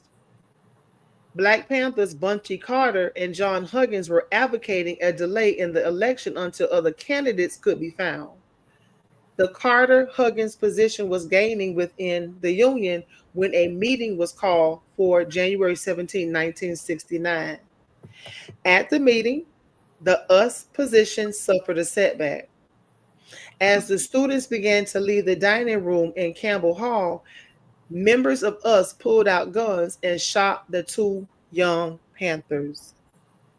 Fred Hampton did write about this in his book. Mm. They pulled out guns that was given to them by Los Angeles police and shot two young Panthers. While it cannot be proved that any law enforcement officer actually ordered the killing, the fact remains that the FBI knew they were fueling a fire when they increased tension between us and the Panthers through their subtle methods of war. The FBI realized part of its goals With the death of Carter and Huggins, two potential leaders of the Panthers were neutralized before they reached their goals, and the work of the Panthers was a setback by their loss. Mm, mm, As Paul Jacobs pointed out recently in the Los Angeles Times, morally, the FBI must share the responsibility for his death. That's Carter. For the Bureau now admits that it fomented dissension and fierce fighting between us and the Black Panthers. The aggravation of tension between the Panthers and us did not stop when Carter and Huggins were murdered. 8 months and 1 day after their death, the San Diego field office sent a memo to Washington that stated, shootings, beatings, and a high degree of unrest continues to prevail in the ghetto area of Southeast San Diego. And although no specific counterintelligence action can be credited with contributing to this overall situation, it is felt that a substantial amount of this unrest is directly attributable to this program. mm, mm, mm, mm. You got the floor. Mm. There you have it. I mean, there you Woo! have it, right there in black and white. And you can thank Ron Karenga for being a no good nigga. No good NGN Exactly. for being an NGN, a no good nigga. Mm-hmm. A no good nigga. And Maurice, you had called his name in part 3. Exactly. I didn't even know Karenga's name was in the goddamn article. Me either. Because I used to pre-read Fall of America, but then I stopped towards the end. Mm-hmm. I don't pre-read anymore. When I'm reading with you, I just go Mm-hmm. from what is presented. And you call Karenga's name in part 3, and look, they're talking about him here. Exactly. Shootings, beatings, Mm-hmm. and a high degree of unrest continue to prevail in the ghetto area. Mm-hmm. In the ghetto area. So the police, their hands are not dirty, appear to be not involved in this. But they put it together in the boardroom. Exactly. Got the informants together, pulled in the police officers in the plan, gave them the guns to give to us, created the dissension, and watched it all unfold. And then sat back and said, 2 potential leaders have been neutralized. Mm-hmm. And by the way, next week, don't forget to send your suggestion letters. Mm-mm-mm. And then we think that with all these killings going on in Chicago, that the FBI, the police department, they are innocent. Them motherfuckers ain't innocent. They're not innocent. Look here, I believe without a shadow of a doubt that it's the police killing. It's the police shooting these weapons. How in the world you can catch a black guy that shoot 1 or 2 people? Yep, we track them down. We got them. Whether they kill a regular person or kill a police officer, they got them. But quote unquote, black people supposed to be killing 30, 40, 50 black people in the mass shooting at one time, and you ain't caught nobody? You ain't caught nobody? Because, nigga, that's y'all doing the goddamn shooting. That's y'all doing the goddamn shooting and getting the fuck away. That's y'all doing it. Is it to this day that boxes of weapons are just dropped off in the hood, and are people walking around and see the box full of weapons and pick it up and take it? Yes. This is the real deal right here. It's telling you what they did then, and it's still going on right now. Right now. And some say, well, they dropping the weapons off so that they can catch them later. No, they ain't. No, they ain't. So who can catch them later? Talking about that the police will catch the black people later. The FBI and ATF will catch them later. They're not catching them later. They drop them weapons off in the hood so that they can go pick them up and go out there and kill some more black folk. That's how they're getting these weapons. It's being dropped off. Just like they have the thing called bait car that they sit in the hood with the keys in there and wait for some ignorant person to get in the car and start driving. Then they lock that shit down and pull you over. Yeah. You got the mount, the cheese that was on the rat trap and your ass trapped. Right? Because if you drop $1,000 goddamn dollars by a tree and put a camera, goddamn it, you gonna see me pick it up and put that bitch in my purse.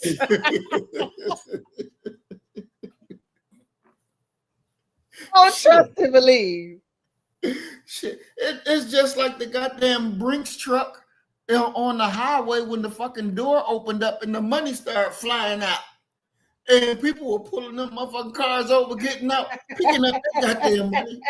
Picking up the money, and the motherfuckers get on the news talking something. Yeah, we got your tags. If we pull it up, you got that money. You better come and turn it in, or we taking your ass to jail. Shit, look here. Okay, I'm gonna give you a few dollars back. I'm gonna give you a few dollars, but the rest, child, I don't know what to tell you. Look, this all I got. I got 300. I don't pick up my 2,500. Look, all I got was 300. Here you go. You ain't get all that goddamn money back. No, they not, and they didn't. Yeah, they just dropping off weapons and drugs, and yeah, they dirty. Exactly. They dirty. They are. They really are. They're dirty. They're dirty. And look here. Those people who worked with the FBI and became friends with the FBI, they don't love you. As you can see now, your names is dropped. You're out there. The whole world see who you are. It was one of them who was a photographer in Memphis, was a goddamn FBI informant. And he out there with the perfect job as a photographer, taking pictures everywhere King is, taking pictures of everything that King do, and King does, and sending it to the FBI. Yep, sending it right on over to the FBI. And his poor family saying, no, he wasn't no informant. No, he wasn't no informant. Yes, he was. The FBI already put the information out that was him. That was him. That was him. That's a low life. You got to be he was a black photographer. Yep, sure was. You got to be you got to be low to do some shit like that. To your own brothers and sisters that look like you, and they in a war against all of us. Exactly. And they're using us against us. Yep.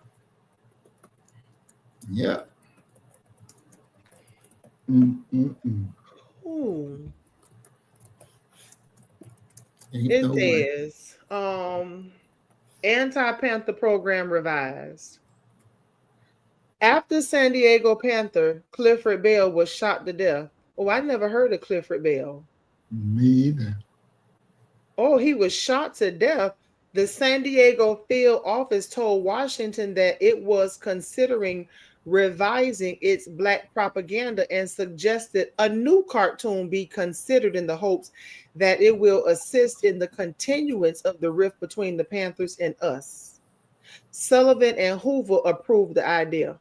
The FBI had derogatory wall posters printed and plastered up around the ghetto. The FBI did it. What? I would love to see what it said. Man, Exactly. this goddamn Tim Butts who wrote this shit in Counter Spy magazine. Mm, mm, He mm, say Edgar Hoover Sullivan approved the idea and had the bureau create derogatory posters and plaster the motherfuckers all around the ghetto. mm, And it say the same tactic pitting black against black was attempted by the FBI in Chicago. When Fred Hampton and the Chicago Panthers began to talk with street gangs about common goals, officer FBI agent, I'm sorry, officer, hold on, wait. When Fred Hampton and the Chicago Panthers began to talk with street gangs about common goals, oh, I got to go down here, and work, common goals and work, the FBI moved swiftly to prevent one of Hoover's greatest fears, the coalition of militant black organizations. To keep distance between the two groups, the Chicago field office suggested that tensions between the Panthers and the Black Stone Rangers be further aggravated through a bit of black propaganda. On July 30th, 1969, Sullivan authorized the Chicago office to send the following anonymous letter to Ranger leader Jeff Fort. And it reads, Brother Jeff, I've spent some time with some Panther friends on the West Side lately, and I know what's been going on. The brothers that run the Panthers blame you for blocking their thing, and they're supposed to be a hit out for you. I'm not a Panther or a Ranger, just black.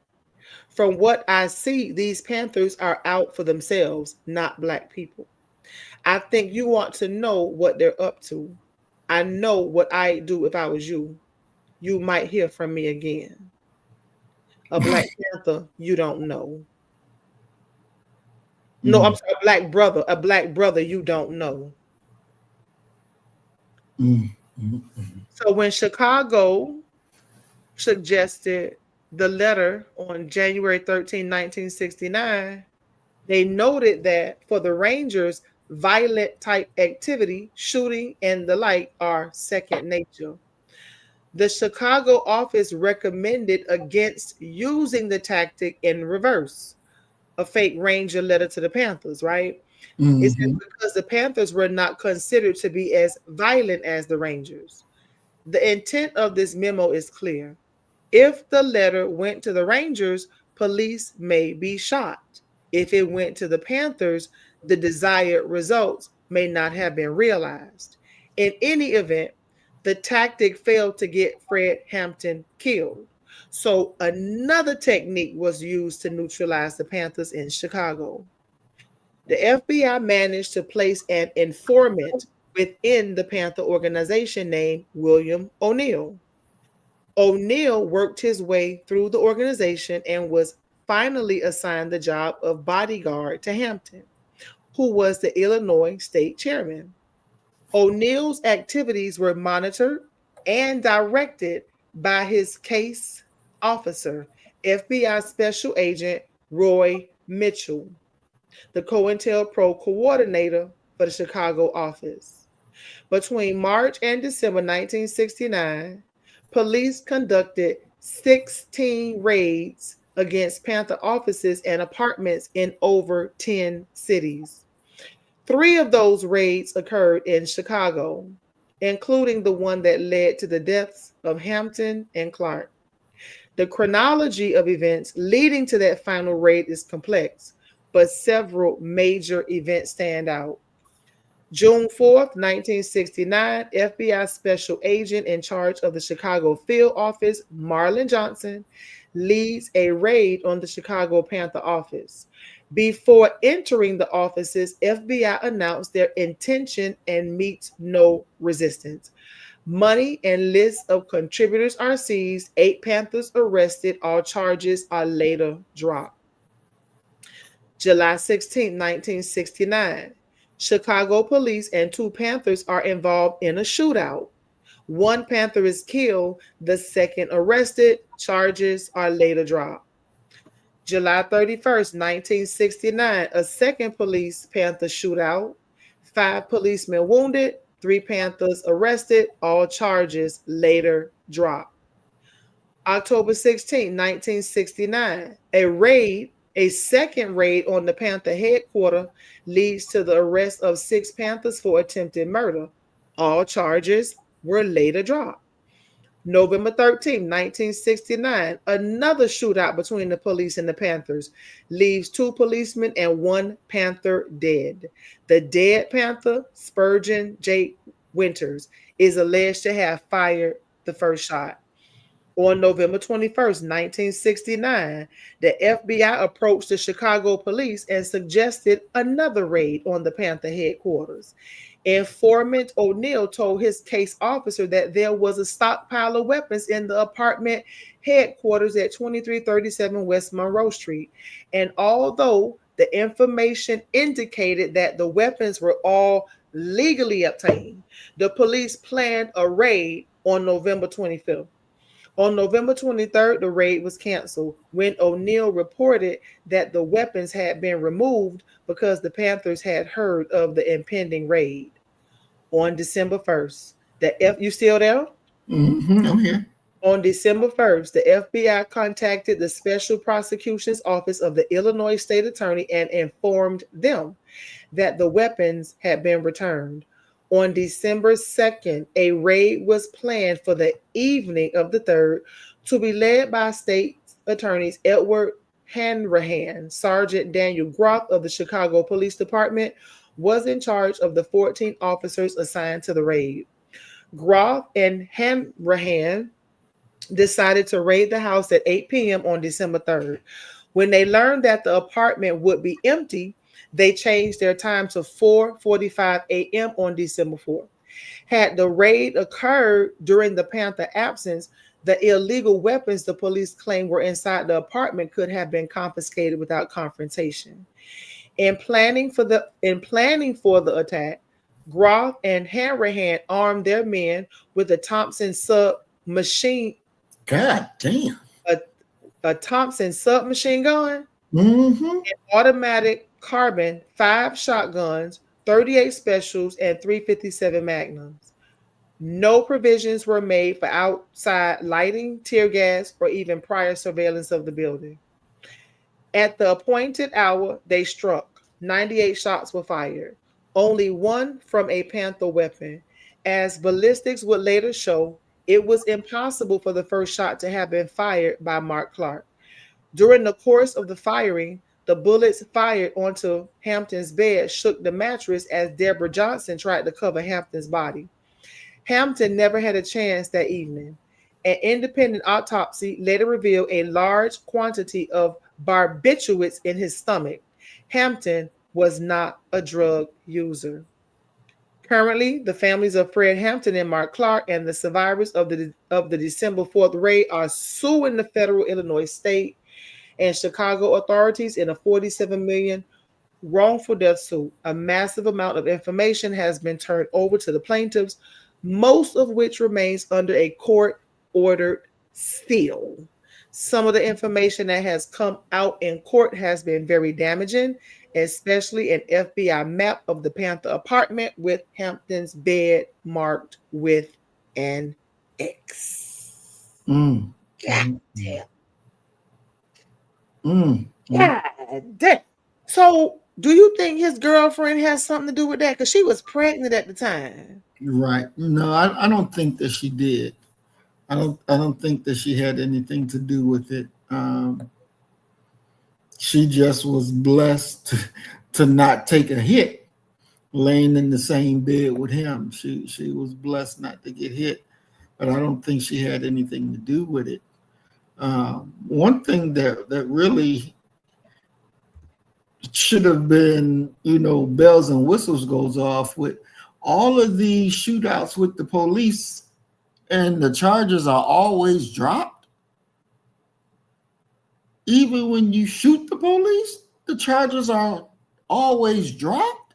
Isn't that crazy? You went through all that shit People getting killed, and you drop the fucking charges. Yeah. Man, oh man. That should have been going through the Panthers leadership head. Should be like, what the fuck? When is this? That you can shoot a police, kill a police, and the charges are fucking dropped? Dropped. You must be what the fucking FBI. You can't be with us. And these motherfuckers drop the charges? Show the screen while you talking. It's ridiculous. It is thoroughly ridiculous. Because there's just no fucking way that makes sense. So it makes me wonder, they seen all these charges drop. Were they fucking high-fiving each other? Yeah, our Panthers brothers, they got off. Yeah, they got off. Didn't even take the shit to court. The charges was dropped. Come on now, that shit don't make sense. And wow. It's a miracle she made it out. To the bottom. So now it does leave me just with a question of, how did she get out? Did she get shot at all? Did any bullet hit her? I don't think so. And she was pregnant at the time. So look at the bullets. The bullets was from the goddamn floor. Exactly. That's why I'm like, well, wait a minute. Let me ask this question now. Because Maurice, let me tell you something. I know someone personally. This is a personal story. This person was a very good friend of mine. Very good friend of mine. And he had some weaknesses about himself that were extremely questionable. And from what he was telling me is that he was going to change his life. He had all of his friends, his close friends and family members. He had us thinking that when he got out of prison, he was going to change his life for the better. And I had a dream about him, and I did not at that time I didn't understand the dream. And I'm very good at dream interpretation, but I do believe that Spirit did not allow me to interpret that dream because there were things in that friendship and in his family that we all had to go through to grow. And so when he got out of prison, unbeknownst to us, he went back to that street lifestyle. He literally went back selling drugs. And nobody knew, for the most part, like nobody knew what he was doing. He was going to work every day. He was working all day, but he was still dibbling and dabbling in drugs. And so I had a dream, another dream. And when I had that second dream, I say, nigga, you back out there in the street. Because he had a nickel. He had a nickel in his hand, and he was looking at this nickel. But he was standing by some train tracks. And so interpreting the dream, I said the railroad tracks are symbolic of transportation, but the nickel is a nickel bag. I say, nigga, you selling nickel bags of dope? And it was true. He was selling drugs. Wow. And so one day he was in a restaurant. He was in a fast food restaurant. And this white girl walked in with $5,000, and he never saw her before. He never saw this white girl a day in his life. She walks into the restaurant with $5,000, and she goes, "This is for you." And he looks at her. He takes the money, and she became his working girl, literally, because he was dabbling in that too. Wow. And so that day she became one of his working girls. And I told him, I said, you don't find that suspicious? That this white bitch just walked up to you with $5,000, giving herself over to be your goddamn prostitute? That nigga dead right now today. Oh, wow. Fucking with that white bitch. And she had a baby from him. So she was sent to him. She was sent to him by them white people because they was working with him until they decided they didn't want to work with him anymore. And I told him, I said, this white bitch right here, I say, she working with them crackers. They sent her to you with them $5,000 because they knew that was gonna get your goddamn attention, and it did.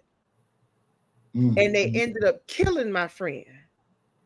And that white bitch had his baby. So is it possible that they sent this sister to Fred? Shit, it's possible. It's possible. It's possible. It's possible. They do that. They do that. You got women that are undercover agents that will go and have sex with a target and have a baby. I know that for a fact because that shit happened to one of my good friends. And I told him, I say, you better be careful. I say, they're going to fucking kill you. I told him, I said, they're going to kill you because I had a third dream. And that's a long dream. I'm not going to say it's too long. In the dream, 2 people were going to kill him. And I said, them 2 crackers right there. I said, them 2 crackers, I said, they're going to kill you brutally. Are you crazy? Now I'm crazy. I said, okay. That nigga dead. Everything I said came true. Everything I said came true. So it's a possibility that she could have been undercover. It is. Having sex with Fred and pregnant from this man. His bed is marked with an X. I'd be like, what the fuck this X on this bed for? Right. Barbiturates in his stomach? Bitch ain't make no phone call to say, hey, what's wrong with dude? He ain't feeling, you ain't trying to rush him to the hospital or nothing? Girl, you not trying to rush this barbiturates in your stomach? Not aspirin, not Rolade, but fucking barbiturates. What's the symptoms when you have a stomach full of barbiturates? What effect does that have on the body? Oh my God. That's big time with that, because that's a sedative. So of course you're going to be sleepy. It can cause you seizures. You can have a whole lot of shit that's wrong with you when you overdose and shit. You can take your life can be taken from that. So she should have known that something was wrong. Yeah. I'm not saying that, because I don't know, but based upon what I'm seeing and thinking about and looking at these goddamn bullets, and then you like, what if you was on the jury? You just said, how the fuck did she get out of this one? Exactly. Because looking at this, she should have been gone too. Yep. Exactly. That's what I'm like. I'm looking at bullets from the floor on up. So how the hell did she escape unscathed? You ain't even shot. You ain't even grazed. No.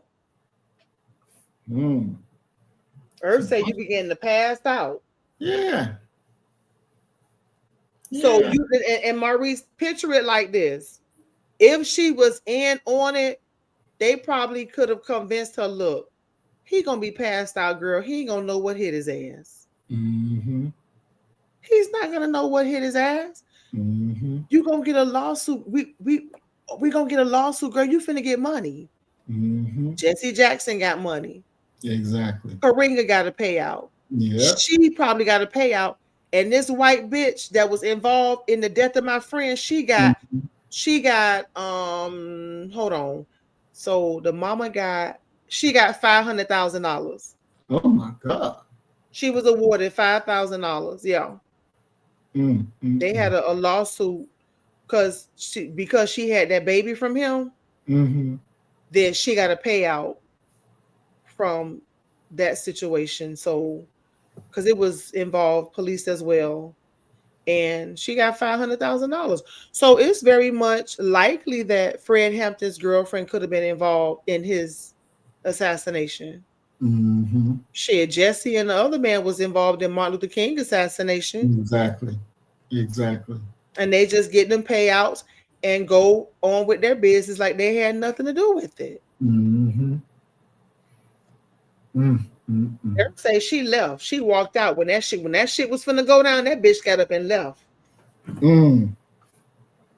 I believe she has something to do with it, Maurice. Now that we doing this reading, Yeah, I mean it's very logical. and look at Khalid Muhammad's wife, Exactly. Mm-hmm. his own wife. Yeah. Yeah.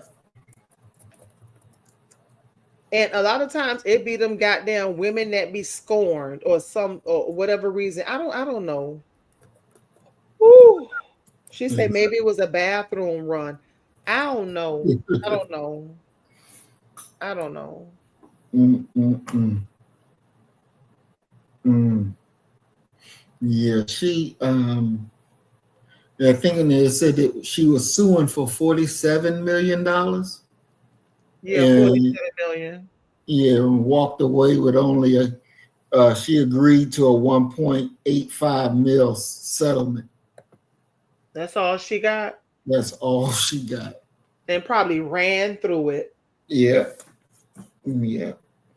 Because I don't see how she escaped it. Mm-mm. I just don't see how she escaped this. Mm-mm. They were shooting through, look like, was that drywall? Yeah. Whatever it was, they were shooting through it and it only hit him. It only hit him. Very questionable. Very, very questionable. Very questionable. Mm-hmm. Very questionable. Yeah. Mm-hmm. He was very articulate. To be Very. so young, he was extremely articulate. Mm-hmm. You think Fred Hampton girlfriend? When did she die? Was she? How old would she have been? Is she dead? And she was a cute. She was pretty too. Mm-hmm. Oh, that was his fiance. Mm-hmm. That shit don't do nothing for me because I know that some of these women be on it. Mm-hmm. She went into obscurity. Looks like because we don't really see much about her in the public. Did we? No. Mm-mm. Nope. We ain't see much about her. We don't see her in the public talking about this event. Mm-mm. I don't know. I don't know. I don't know. Let's wrap up tonight's reading with this last paragraph. Okay. As the Bunchy Carter and John As with Bunchy Carter and John Huggins, the FBI's COINTELPRO must shoulder the blame for the death of Clark and Hampton. The raid was not an accident. The targeting of Hampton was deliberate because he had the potential for being something Hoover greatly feared, a black messiah. Hampton was a danger because he had begun to forge alliances between the Black Panthers. I'm sorry, yeah, between the Panthers and poor Appalachian white and Puerto Ricans. Such dangers had to be countered by the Bureau, and COINTELPRO provided the most effective vehicle for doing so. As former Attorney General Zaxby pointed out, the COINTELPRO tactic of advising local police of intelligence in hopes of fomenting an arrest was a common and perfectly legal tactic, notwithstanding an effective neutralization tactic. Mm-mm. Mm. Ain't no way. And we missed the picture. We can go up and show the picture. I'm still showing it on my screen. Oh no. Yeah, you had the bed. You talking about this picture of the Panther member hanging? Yeah. Yeah. Okay. Part of their agenda was to, it says an FBI COINTELPRO cartoon produced and circulated to to enrage the two black organizations. Mm-hmm. He got one of them digging in his nose while he's looking at the Black Panther hanging. Mm-mm-mm. It's a damn shame. Manipulation of the black mind. Mm, mm, mm. Ain't no way. Ain't no way. Mm, mm, mm. Boy, oh boy. Mm-hmm. If we don't know that these demons are our enemy, you ain't even alive. You dead. You dead. Mm-mm. We got 15 more minutes if you want to go till 9 o'clock. It's up to you. Oh, I'm good. If you want to go to 9, we can do 9. Okay. Current counterintelligence. Mm. On April 28th, 1971, just 6 weeks after the media break-in, J. Edgar Hoover ordered the FBI to terminate COINTELPRO for security reasons. In a carefully worded order to the field offices, Hoover made it clear that the FBI was not abandoning the use of psychological warfare tactics. All that was affected by the order was the reporting and supervision system established by Sullivan. In that order, Hoover instructed his agents that in exceptional instances where it is considered counterintelligence is warranted, recommendations should be submitted to the Bureau under the individual case caption to which it pertains. These recommendations will be considered on an individual basis. Under the new guidelines, a special agent who desired to disrupt the activities of, for example, Women's Strike for Peace would submit his ideas to Sullivan under the regular routing system for all reports on women's strike. By changing the reporting system, the FBI was able to state truthfully that the counterintelligence programs had been abolished and even produce the appropriate memos to support their claims, and still have the option of using the techniques and tactics when they so desire. Mm. So just send it as a regular email and we'll read it and Exactly. figure this shit out. Mm, mm, mm. Whatever idea you have to disrupt the activities of our enemies, anybody that we say is our enemy that need to be neutralized, we welcome you to submit your ideas. Mm-hmm. But it's going to be under a new program this time. You're not going to send that to the COINTELPRO department. Just send that shit as a regular email and we will sort the shit out and get back with you. Mm, mm, mm. Mm. There have yet to be any exposures of continued use of counterintelligence techniques, other than a few statements by Joseph Burton, who claims he was involved with COINTELPRO type disruptions right up to the time he quit the FBI in 1974. Los Angeles Times reporter Narda Zacchino reported on September 22nd, 1975, that an FBI official had admitted to her that counterintelligence activities were continuing, but the official refused to divulge the name applied to counterintelligence activities.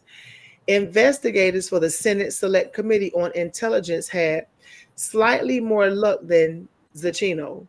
In the course of their work, they were able to identify the title applied to current counterintelligence efforts: intensive investigations. If they discovered more than a name, they did not reveal it during the course of public hearings, other than official explanations for the need to continue such work.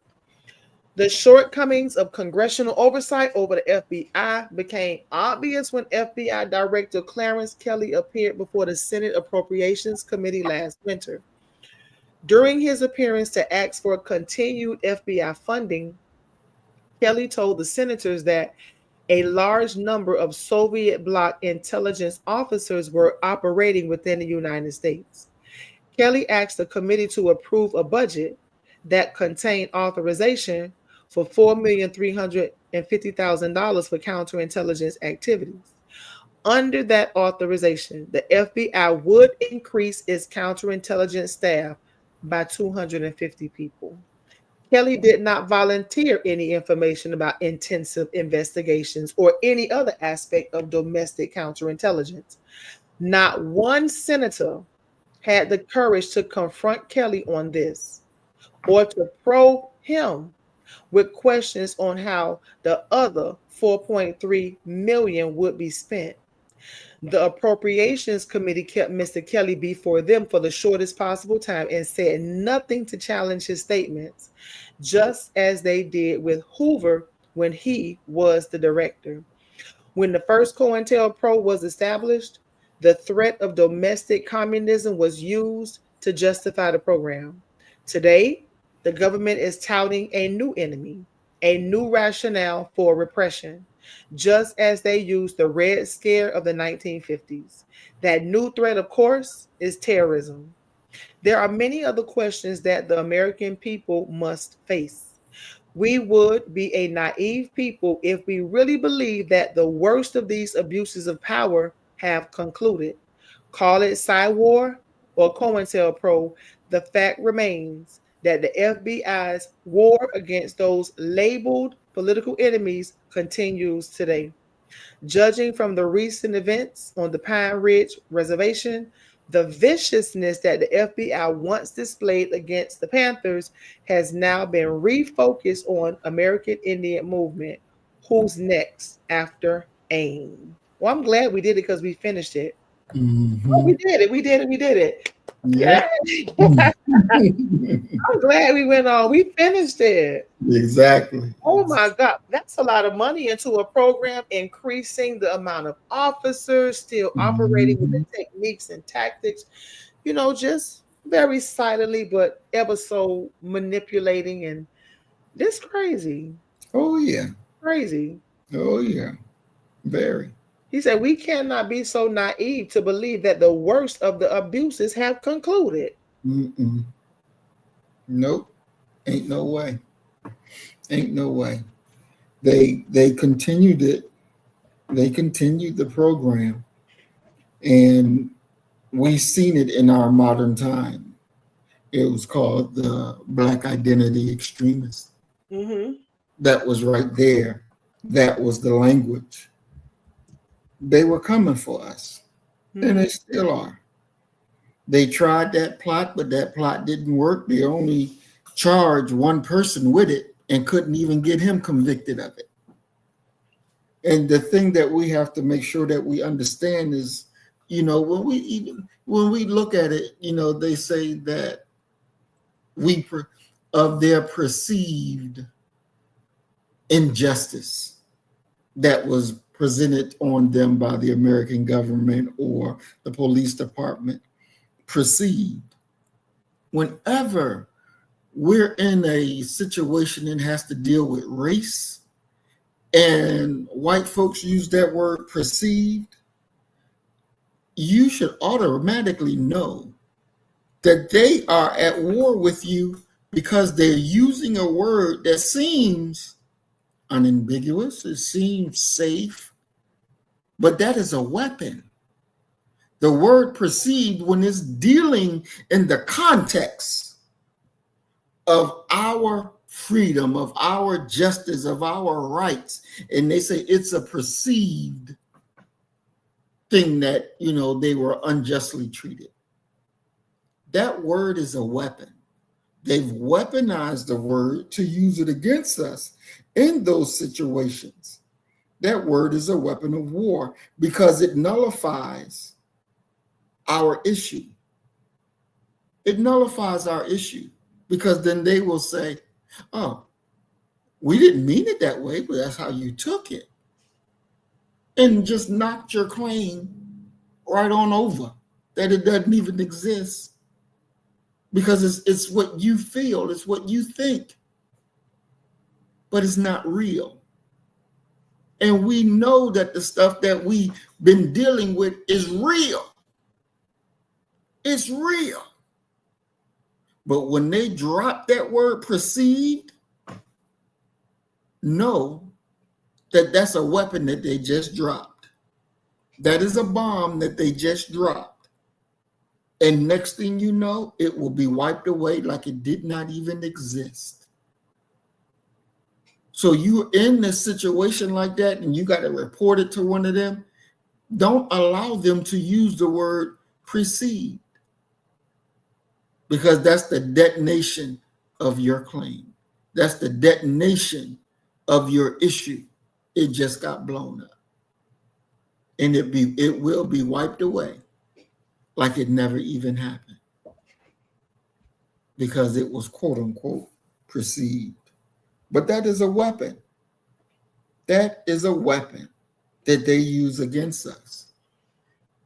This manual here dropped so many jewels that you should be able to see what's happening in modern time right in front of your face. The war is not over. They do it under another name. They feed it. Every time it's time to come and get the budget renewed, they feed it. They feed it. You're on the table for dinner. It's time to deny them their food. It is time to deny them their food. This was an excellent reading, Queen. A very excellent reading. Just a little bit more, just maybe like 5 minutes, okay? Okay. Just show your screen and then we'll close out on this. Okay. The name of this article is "The FBI Targets a New Generation of Black Activists," because that ties into the last paragraph and what you were just saying. Mm-hmm. And it says the agency would put its investigative authorities to better use by holding police officers accountable for acts of brutality. Now, this was written by Mike German in 2020, and I just pulled this up, and I just read this, and I thought it was interesting. But it says, in October 1919, a young J. Edgar Hoover, director of the Bureau of Investigation's General Intelligence Division, targeted Black Moses Marcus Garvey for investigation and harassment because of his alleged association with radical elements that were agitating the Negro movement. Hoover admitted Garvey had violated no federal laws, but the Bureau, see, he admitted he ain't break no law. Mm-hmm. Even Carolyn Bryant admitted that there was nothing that Emmett Till did would justify what happened to him. She admitted that, but that's not a fucking apology. Exactly. So Hoover admitted, and you said that on part 1, part 2, and part 3, that this was the government that was breaking the law. Mm-hmm. Everybody was acting within their human and constitutional rights. To join the Communist Party, a socialist party, a political movement. The Constitution says we have a right to do that. But even bigger than that, we have a human right to do this shit. And Hoover admitted, Garvey had admitted no federal laws, but the Bureau, the precursor organization to the FBI, infiltrated Garvey's Universal Negro Improvement Association with informant, provocateurs, and undercover agents who searched for years for any charge that could justify his deportation. The Justice Department ultimately won a conviction against Garvey on a dubious mail fraud charge in 1923. Meanwhile, white vigilantes, police, and soldiers targeted Black communities with violence during this period, which included the Red Summer of 1919, the Tulsa Massacre of 1921, and scores of lynchings. Did not receive the same focused attention from Hoover's agents. And I'm going to rest with that. There it is, folks. There it is. Everything that we have said. There it is, right before your face. They don't have no love for you, for your children. All they want is their continued rulership over you for their children. This is a war. You know the reality that you live with. It's not a perceived injustice. It's an actual thing. It is what it is. And it's time for accountability. It's time for restoration. Don't look at them as they're your best friends, because they are your enemy. And they plotted and planned on us before we were even born. And we're living it out. We're living it out. We got work to do. When this was an awesome read, very awesome read, great knowledge. And this is something that we all must study. We all must study. Because if you don't, you will not understand when that enemy sets his sight on you and you're acting, looking like, why are all these people against me? Because they sending emails to people. They calling people. They doing all this low down, dirty hand stuff. And you're not even aware of it because you don't know your enemy. You don't know the depths that they will go. And that means you're not qualified to fight against your enemy. Wake up, understand what's real, and stop the BS. But we're at war. We are at war. They have no bottom line. Mm-mm. There's no bottom line. There's nothing that they won't do. No matter what you can think of to destroy our people, they will do it. Mm-hmm. They will do it. Yep. They got time and they got money. Mm-hmm. And they have the resources. Mm-hmm. And that's pretty much all you need: time, money, and resources. Look at how many of our brothers and sisters they've killed. Can we actually name them all? Put a number to, if we were just really to sit down and compile a list of our brothers and sisters who were murdered by the United States government simply for wanting us to live in a better situation, to have equal rights, equal pay, better housing, better education, more opportunity, fair housing. Dead, kill them all, and just blame somebody else.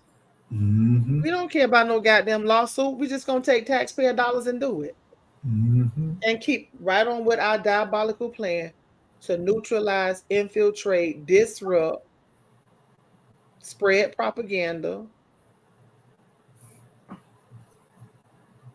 This is so wicked that it's sad that, and I do understand that we need our own so we can share this information with our children. Our children need to know this. Exactly. They need to know how they infiltrated music. They even infiltrated our music. How you go from fight the power to pop the pussy?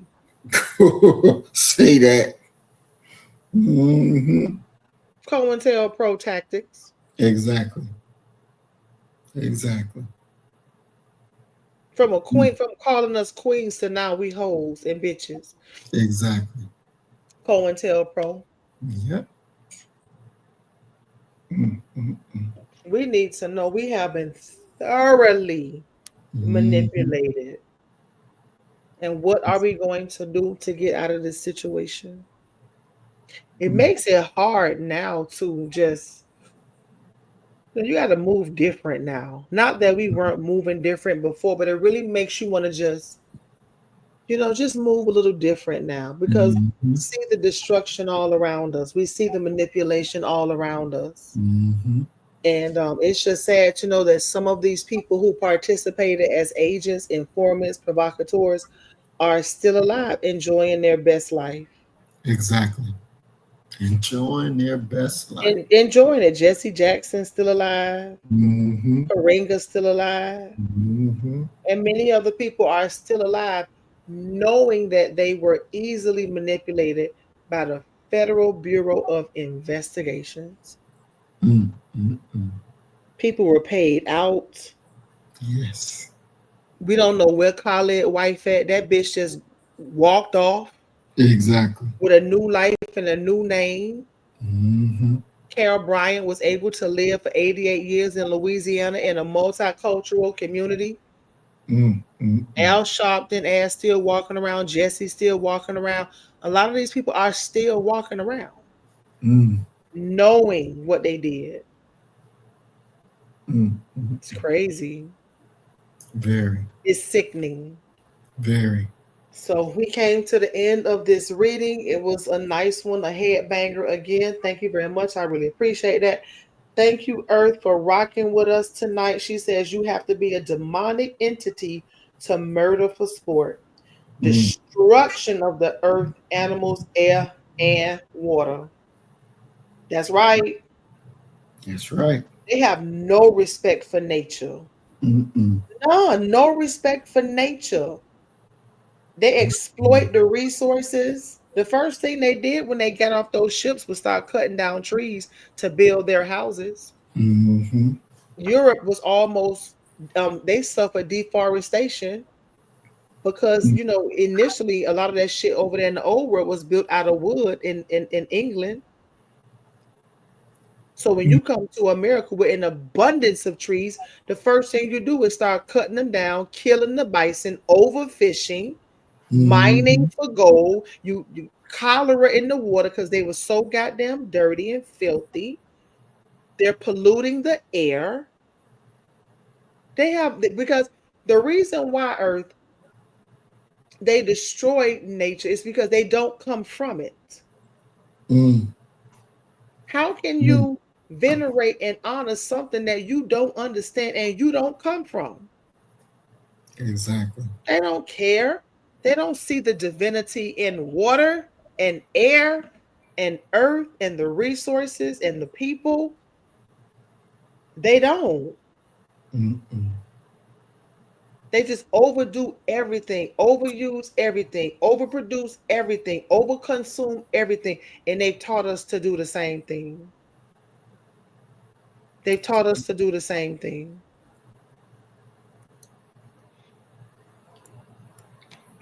Mm-mm.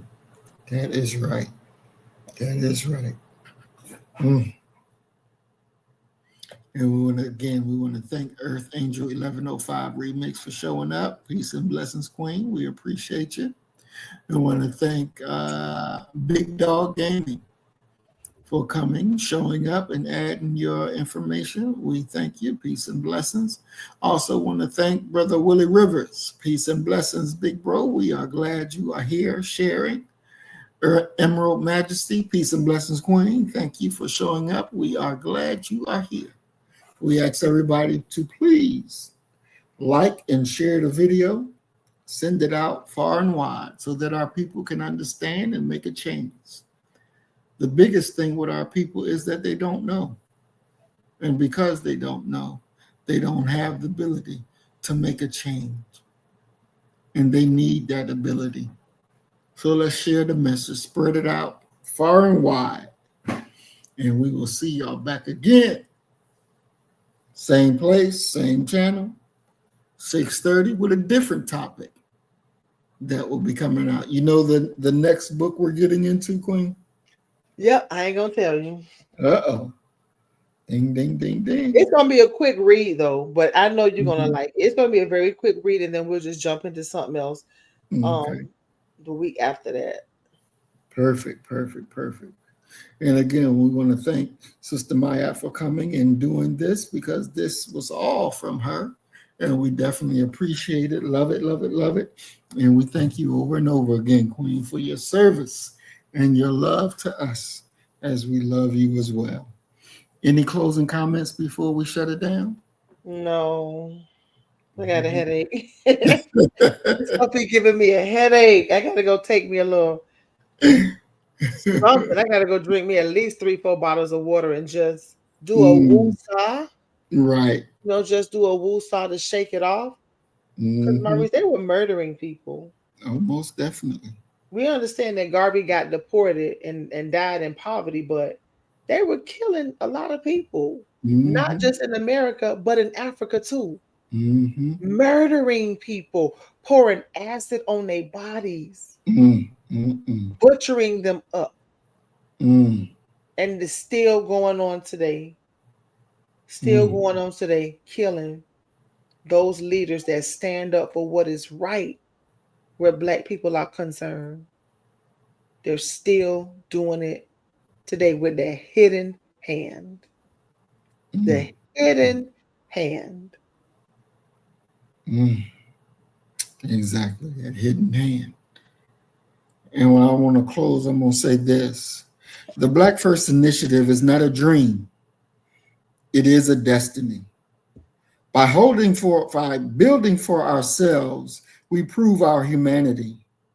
And in that humanity, God's justice will be made manifest through our hands. God's justice will be made manifest through our hands. Trust and believe. Truth has come to you. Thank you, family. We love y'all. We love y'all. Peace, blessings. Assalamu alaikum. So you better get the message and get it straight. You're going to need some bridge work. It's simple as that. Because we're living in judgment. We're living in implementation.